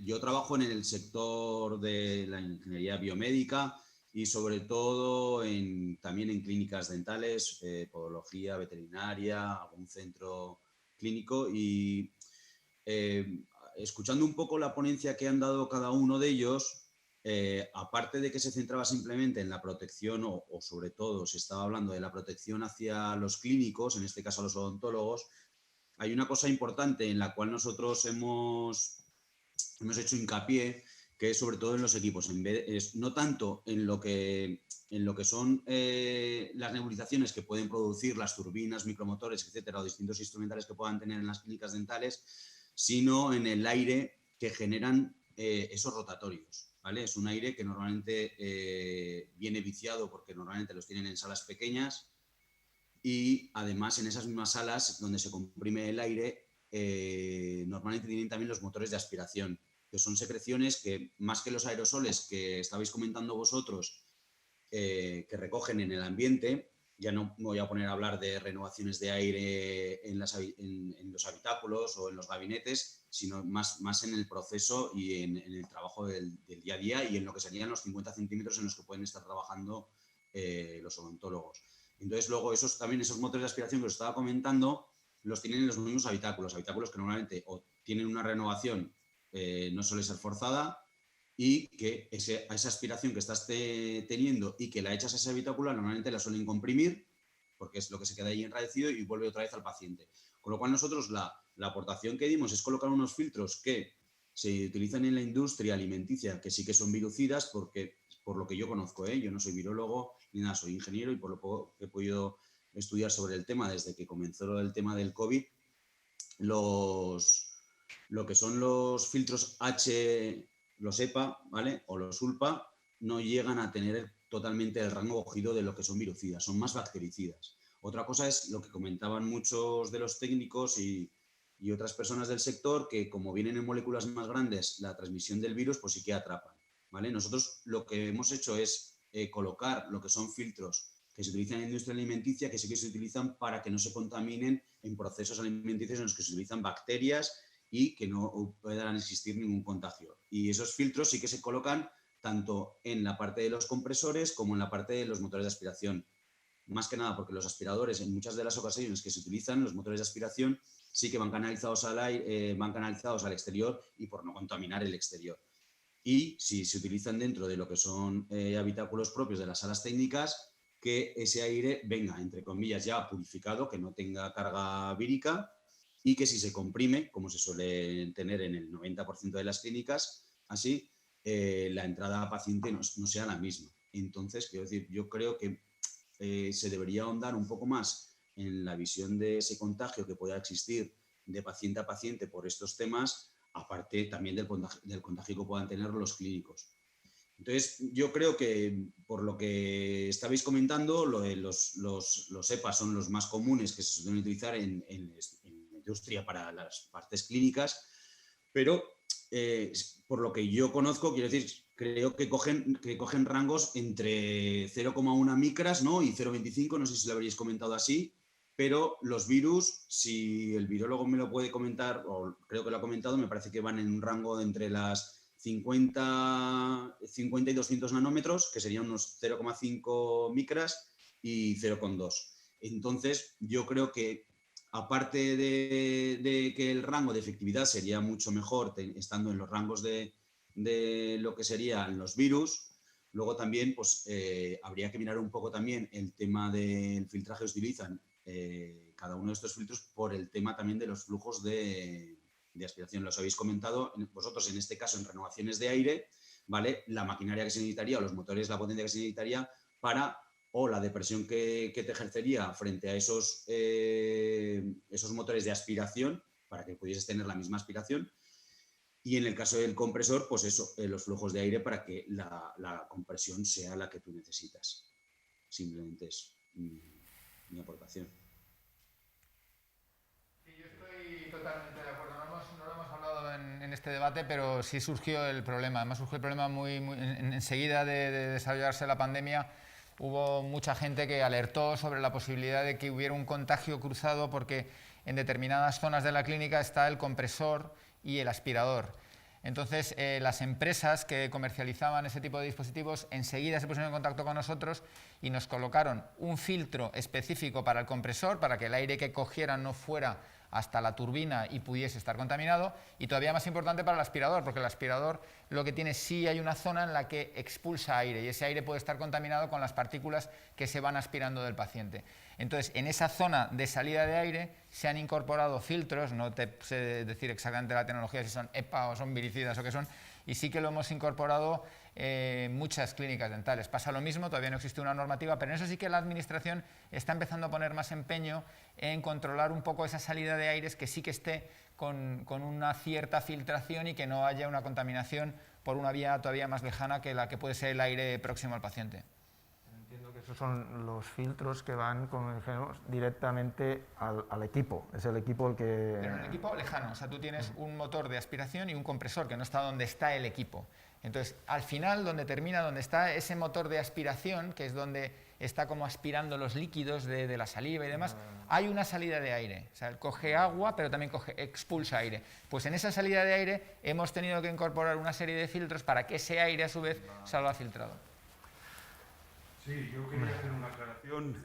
Un filtro EPA es un filtro viricida, bactericida, fungicida, para parásitos superiores, etcétera. Se está hablando de tamaño de partículas. Había una, y sirve para todos, cualquier presencia de un agente biológico. Hay una representación de la revista JAMA que se hizo a lo largo del año 2020 en la que aparecía el SARS-CoV-2 envuelto en una gotícula, aislado o en parejas, ¿no? Eso ha dado muchas vueltas a lo largo de toda la comunidad científica porque es una representación equivocada. El artículo que publicaba la revista era muy bueno, era muy serio, pero la representación que hizo no, y la gente se quedó con la representación. Los virus van en mucina, van en agua, van en sales, son complejos macromoleculares de mayor tamaño. La Sociedad Española de Virología fijó, por ejemplo, ha fijado para SARS-CoV-2 un tamaño de partículas que va entre los 0,09 y 0,12 micras, pero esto es ficticio, o sea, esto no es real. El virus no viaja solo, viaja acompañado y es un complejo, como decía, macromolecular mayor, ¿no? Por lo tanto, los filtros EPA sirven para todo. No es que no sean viricidas ni bactericidas, lo son para todo. realmente no están definidos como bactericidas, ¿no? Hay veces que hay una equivocación porque hay algunos filtros que están tratados con productos que dicen que son virucidas, incluso se pronuncia mal, porque la palabra virucida no existe, es viricida, ¿no? Y que ayudan o suplen la eficacia de los filtros EPA. Esto es falso, totalmente falso. Estos productos que se aplican con sprays, etcétera, si pueden tener algún efecto, lo tienen en un primer momento, pero enseguida se pierde, y estos tipos de filtros están diseñados para trabajar durante muchos años. Yo trabajo desde hace 25 años en una zona de alta contención biológica. Trabajamos con SARS, CoV-1 y MERS desde hace 10 años. Estamos ahora mismo desarrollando en el laboratorio que yo dirijo toda la parte de seguridad biológica con 5 de las 12 vacunas que se está desarrollando en España frente a la COVID-19, con el equipo de Luis Enjuanes, de Mariano Esteban, y venimos trabajando en este laboratorio con filtros EPA H14, o sea, filtros de alta eficacia, desde el principio. O sea, eso es una medida estándar reconocida en cualquier parte del mundo cuando tienes que controlar la dispersión o la transmisibilidad de un agente biológico patógeno. Nosotros trabajamos ahora mismo con influenza aviar de alta patogenicidad, SARS, CoRS, SARS-CoV-1, SARS-CoV-2, MERS-CoV. Trabajamos con Valle del Rift, el virus del Valle del Rift. Trabajamos con West Nile virus. Trabajamos con peste porcina africana, con lengua azul, con fiebre aftosa, es decir, muchos de ellos agentes biológicos aerotransmisibles.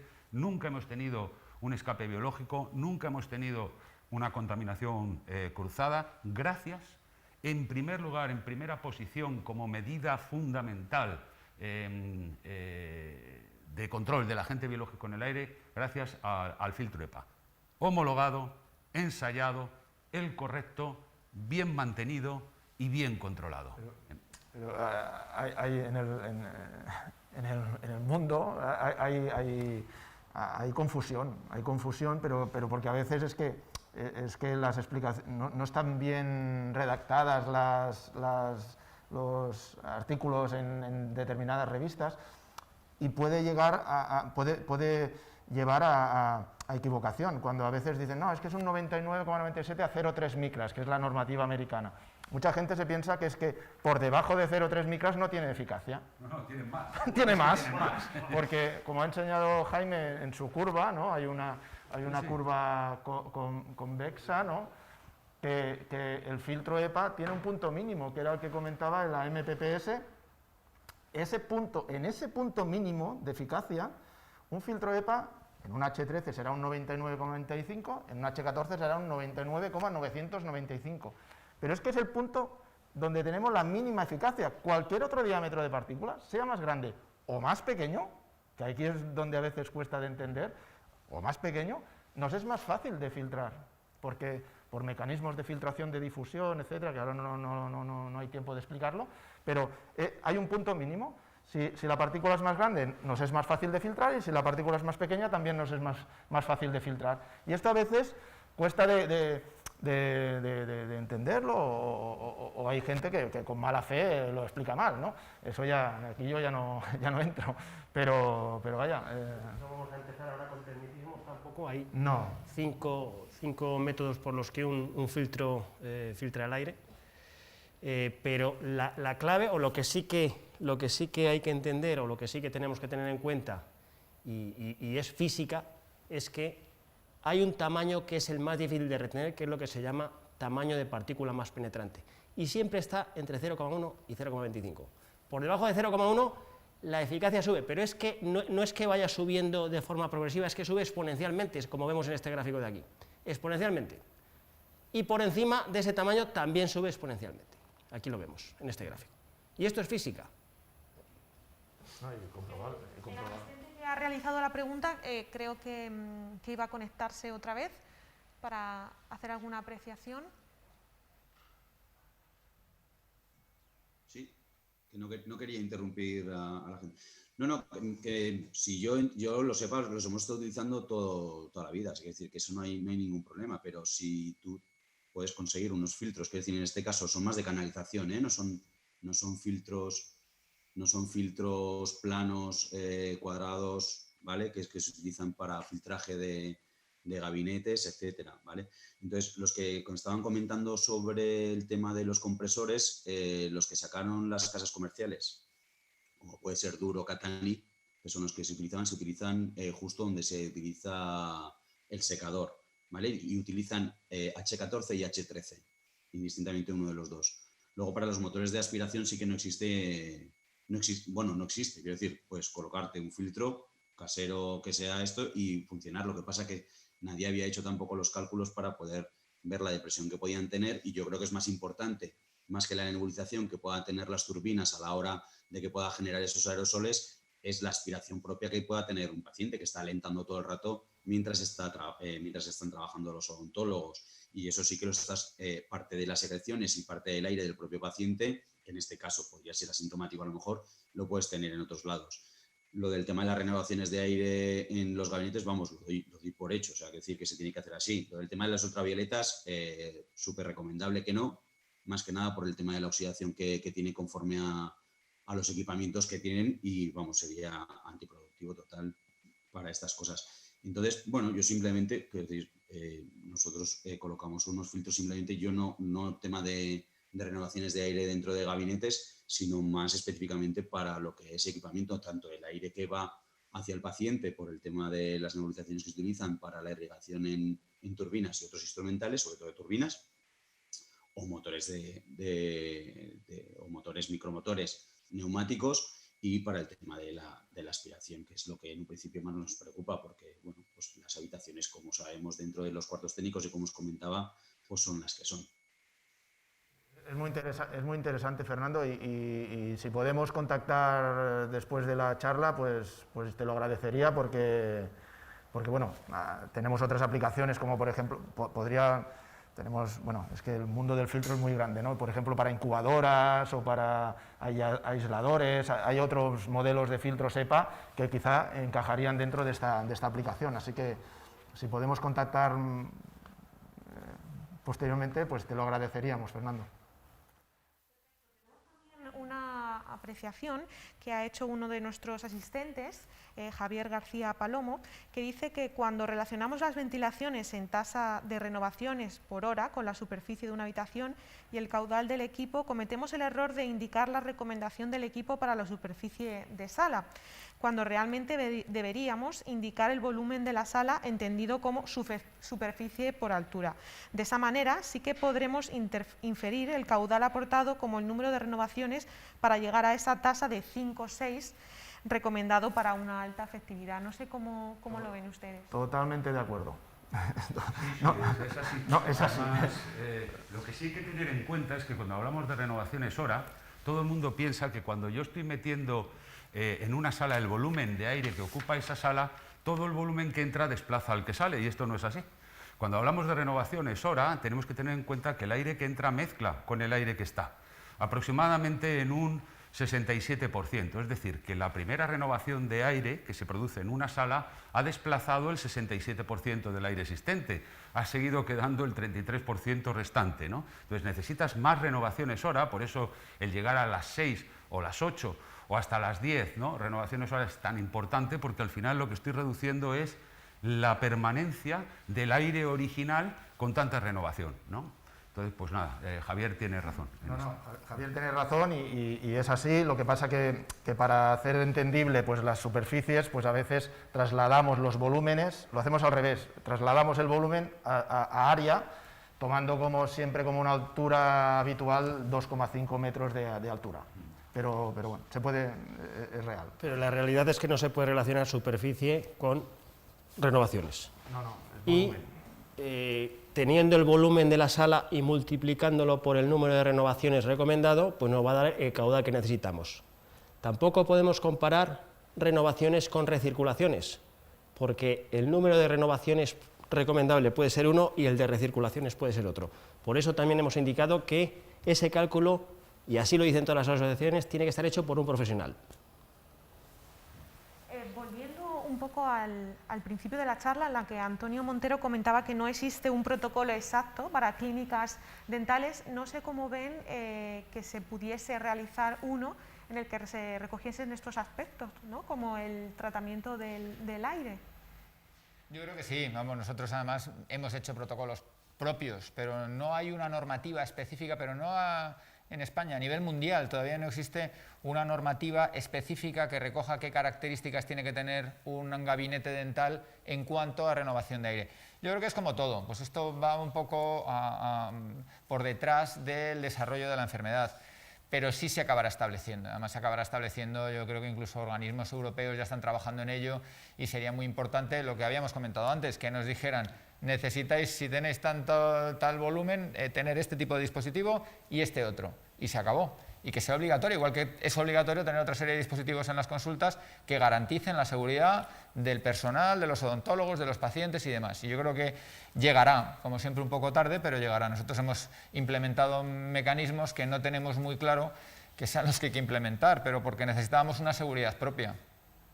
Yo, no obstante, ahondando un poco la incertidumbre de Sonia, en las comunidades autónomas todos hay un comunicado unidireccional, hay un consenso, hay... No hay nada.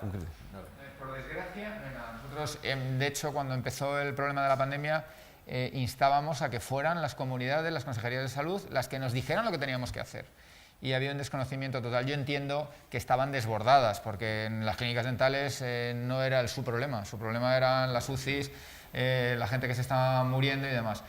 Esperamos que con el tiempo sí que lo hagan. El problema es que tampoco hay una unidad. Entonces, igual que hay normativas diferentes según la comunidad, con temas como, por ejemplo, la sedación consciente, que hay comunidades en donde se puede hacer por parte del odontólogo y comunidades en la que no, pues no nos gustaría que con esto pasara lo mismo, que cada comunidad estableciera una normativa. Yo creo que esto tendría que ser a nivel ya no solo nacional, sino a nivel europeo, que dijera: una clínica tiene que tener tales dispositivos, y se acabó. Y nosotros seríamos los primeros en incorporarlos. Gracias.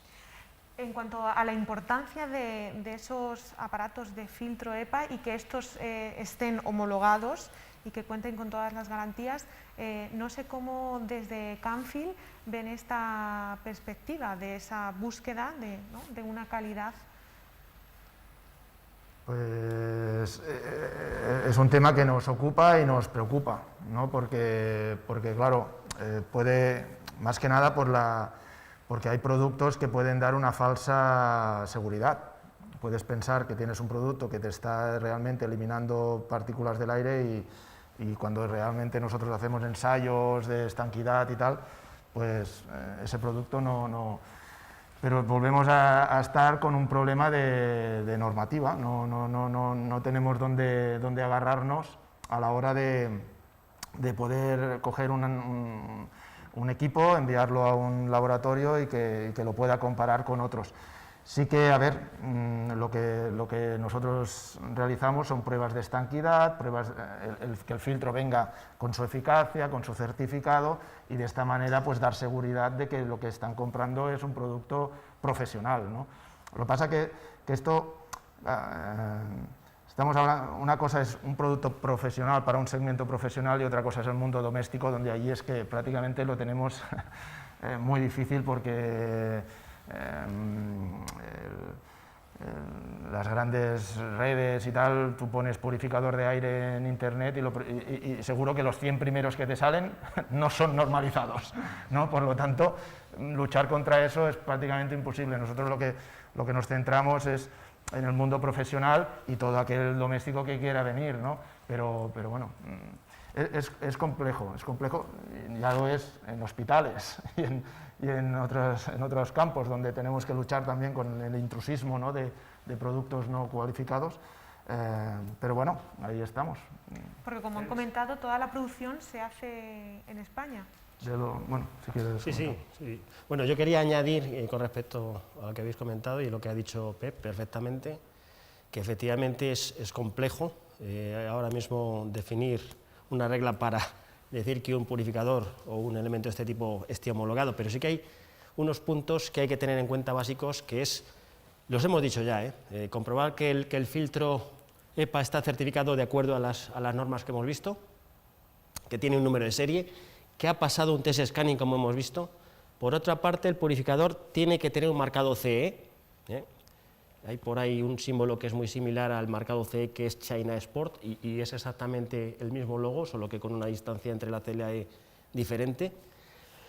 Hay que ver que el caudal del purificador es el suficiente para las recirculaciones de aire que se han estudiado, es decir, no podemos tener una superficie que queramos tratar, poner un purificador y pensar que ya tenemos el problema solucionado, ¿no? Hay que ver, medir el número de recirculaciones que son necesarias, comprobar que hay otro tipo de sellos que te garantizan funcionamiento frente a agente biológico, como por ejemplo ECARF, es un marcado europeo de una entidad muy prestigiosa. También sería muy interesante ver la posibilidad de que puede ser controlado por un sensor externo, que además nos garantiza que están funcionando de forma correcta y lo podemos visualizar en una pantalla. Comprobar que el ventilador da una presión suficiente para vencer la pérdida de carga de un filtro EPA, eso es muy importante también. Hay veces que puedes pensar que es una total incongruencia que un ventilador axial pueda vencer una pérdida de carga de un filtro EPA, que es una barrera extrema. Y ver también que tiene precisamente un medidor de pérdida de carga para ver cuándo llegamos al final de la vida útil del filtro. Básicamente esos son los puntos para decir estamos en la solución correcta. Luego, en este otro que comentabas, efectivamente, y a raíz de la actual pandemia, pues Camfil, la compañía Camfil ha necesitado incrementar la capacidad de producción de forma extrema a nivel mundial, y uno de los puntos principales está en España y más concretamente en Guadalajara, de fabricación de este tipo de producto. Así es. De acuerdo. Nos encantaría continuar, pero se nos está acabando el tiempo. No sé si Mario Hernández tiene alguna consideración que hacer. En principio está todo muy claro. Yo, por mi parte, agradecerles a todos las exposiciones, porque es muy interesante y es un tema donde hemos abierto de alguna forma un melón donde hay que trabajar. Hay que continuar, yo creo que es algo incipiente y es un mercado que tiene mucho desconocimiento, es un público muy peculiar, porque los hospitales, los laboratorios de farmacia, las alimentarias, toda la industria química está muy generalizado, está muy protocolizado, está muy normalizado. Todo el mundo es experto, o sea, los profesionales saben, pero este mercado es mucho más de a pie de calle. Entonces hay que transmitir más confianza, seguridad, y luego implantar todo esto que comentabais, Jaime, Pep, Antonio, Gonzalo, un poco más de conocimiento y generar un poco más de clima de tranquilidad. Oye, vienes a una clínica, te vamos a tratar, no es deseable, a mí por lo menos no me gusta, pero vas a estar en un ambiente de seguridad extrema donde, bueno, pues desafortunadamente a lo mejor coges un virus o coge tal, porque la tasa de aislamiento 100% no existe, siempre hay un pequeño riesgo, pero sabes que aquí en mi casa vas a estar seguro, o por lo menos con la conciencia tranquila. Creo que tenemos tiempo para una última pregunta. Francisco Javier García Palomo, el asistente que nos hacía esa apreciación, creo que tiene una pregunta para los ponentes. Vamos a verla un momento. Hola, buenos días. No sé si me escucha. Sí, te escuchamos. Me escuchamos. Buenos días a los conocidos, algunos de ellos. Hola, Gonzalo, buenos días, ¿cómo estáis? ¿Cómo estáis? Una pregunta, ¿no? Y creo que Gonzalo coincidirá conmigo. He visto dos modelos que han puesto. Uno, que es el que hace la aspiración directa en el foco, ¿no? Que me parece muy acertado, ese tipo de aspiración. Y el segundo es el de habitación, ¿no? No sé cuál, pero no recuerdo cuál de los dos modelos es exactamente uno y otro. Respecto a este segundo, me gustaría que Gonzalo coincidiera o discrepara conmigo en que la renovación de aire como tal en sí es una visión relativamente simplificada de lo que queremos hacer, ¿no? Realmente, cuando trabajamos con patógenos y queremos eliminarlos del ambiente, necesitamos una cierta direccionalidad, al igual que estamos haciendo una extracción en el foco, de manera que la aspiración es directa desde el punto de emisión al punto de captación. Cuando ponemos un módulo de habitación, la posición de ese módulo respecto de las personas creo o entiendo que es lo suficientemente importante como para tenerla en cuenta. Sí, estoy de acuerdo totalmente contigo. De hecho, los flujos direccionales en el tratamiento de del control de los agentes biológicos son fundamentales. Además, en este caso, por ejemplo, en las clínicas dentales o en cualquier otra instalación hospitalaria convencional o sanitaria convencional, la presencia de sistemas de climatización y sistemas de aire acondicionado están generando momentos de sobrepresión dentro de la sala, ¿no? Entonces, la localización de estos equipos que permitan vehiculizar y de una forma direccional el aire posiblemente con contenido de aerosoles patógenos o con agentes infecciosos es fundamental. Es fundamental. Yo quería hacer una aportación más de lo que se ha dicho antes, de la situación en la que nos estamos encontrando a la hora de adquirir un equipo que no esté suficientemente controlado, o que esté homologado, y es que nos sigue faltando cultura preventiva de manera generalizada, desde la mal llamada gripe española de 1918 hasta ahora. Parece que no hemos aprendido mucho, cuando hemos mejorado mucho en técnica, ¿no? Y en conocimiento científico, pero a la hora de aplicarlo nos están ocurriendo muchas cosas que nos ocurrieron antes. Si mejoramos la cultura preventiva y empezamos a mirar las cosas que compramos y que son importantes para nuestra salud, así como miramos las marcas de los coches, los caballos que tienen, las velocidades que cogen, o el frigorífico, la eficiencia energética que tiene y cuánto me va a consumir, o poner la lavadora por la noche porque gasta menos en lugar de por la mañana, deberíamos hacerlo con todo el equipamiento que implica seguridad personal y seguridad colectiva, ¿no? Existe una herramienta o varias herramientas en España de mucha potencia, entre ellas están los fabricantes, cosa que alabo un montón que empiece a haber fabricación española y no dependamos de terceros. Y tenemos una herramienta espectacular que conoce muy bien Francisco Javier García, que es la Asociación Española de Bioseguridad, que tiene un pool de profesionales especializados, altamente especializados, verdaderamente algunos de ellos expertos, en el que yo no me incluyo. Yo siempre he dicho que soy un especialista, aunque muchas de mis conferencias las empiezo con el 22.343, en la última que la di en Navidades. Uno me dijo que si ese era el número de la lotería, si yo lo sabía, que lo iba a comprar. Y digo, no, este es el número de expertos que aparecen en televisión, en la quinta, la sexta, la octava y la décima, todos los días, y que todos son expertos, pero nadie ha solucionado nada. Seguimos teniendo un montón de muertos, seguimos teniendo los hospitales colapsados, ¿no? Y esto no hay quien lo arregle con todo este número de expertos. Yo me considero más un especialista, sería muy engreído por mi parte considerarme un experto que es el que lo domina y lo sabe todo, ¿no? Entonces, tiene muchísima razón Javier en la pregunta que ha hecho. Es una pregunta que él conoce muy bien porque diseña instalaciones y da asesoramiento súper especializado a instalaciones de todo tipo, y es uno de los parámetros que siempre se deben tener en consideración. Sí.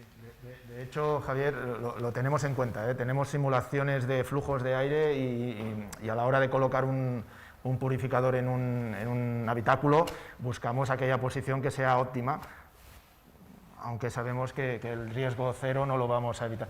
De hecho, a ver, los purificadores de aire también creemos que puede ser un producto en determinados... Otra cosa es el que va a buscar la fuente, que ese puede ser que tenga futuro y tal, pero el resto de purificadores lo que se tiene que buscar es que el propio sistema centralizado de la clínica, del colegio, de lo que sea el que genere esta ya calidad de aire.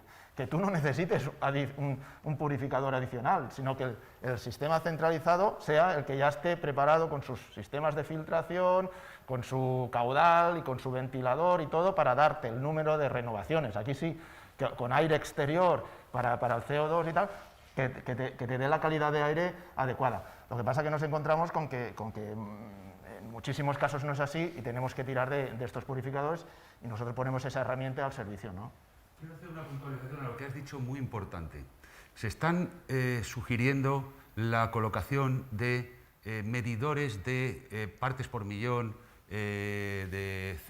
o de concentración de CO2 en un ambiente asociado a la presencia del agente biológico, es decir, cuanta más cantidad de CO2 hay, como lo he emitido, ¿no?, al respirar, más posibilidades tengo de que haya carga suficiente o dosis infecciosa suficiente como para poder producirse la infección, ¿no? Y sin embargo no se habla del contagio de partículas. Los purificadores lo que están reduciendo es el contagio de partículas, pero no si no están asociados a un carbón activo a la presencia de CO2. Por lo tanto está dando una medición engañosa. Hay que tener muchísimo cuidado, no digo que no sean útiles, sino que tal vez hay que ponerlos en su contexto, en su entorno, ¿no?, y saber qué es lo que estoy haciendo y qué tipo, que es a lo que tú estabas haciendo alusión ahora, de ventilación tengo y de renovaciones horas, si es general o si es localizado, para tomar la decisión de uno u otro. De hecho, los purificadores con control de partículas que yo conozco, o purificadores con filtro EPA que yo conozco, vienen dando valores de casi todos ellos de partículas y no todos ellos de presencia de CO2, ¿no?, o de concentración de CO2. Esto es importante. En este sentido, Gonzalo, totalmente de acuerdo. Tenemos que decir que, bueno, como hemos visto antes en el cuadro sinóptico, la primera regla o la primera recomendación es ventilar de forma adecuada. Si ventilamos o si tomamos la decisión de ventilar con 100% de aire exterior, en ese caso un medidor de CO2 es un indicador de cómo lo estás haciendo. Correcto. Pero si no nos es posible ventilar con 100% de aire exterior, que es en la mayoría de los casos, y es donde ha venido el problema, especialmente en diciembre, o donde tenemos temperaturas muy bajas, entonces ya lo del medidor de CO2 es donde pierde su sentido, y lo que hay que hacer es contar partículas, porque recircularíamos con filtro EPA. Ventilamos, medimos CO2, recirculamos con filtro EPA, contamos partículas. Por otra parte, al comentario que ha hecho Pep, efectivamente la norma europea de calidad de aire interior, la EN 16798, va a incorporar un anexo que dice que las unidades de tratamiento de aire para cualquier tipo de edificio tienen que tener presión suficiente para vencer la pérdida de carga de un filtro EPA a partir de ahora. Es decir, tienen que estar preparadas para una pandemia, para, si es necesario, utilizarlas con filtro EPA. Eso es.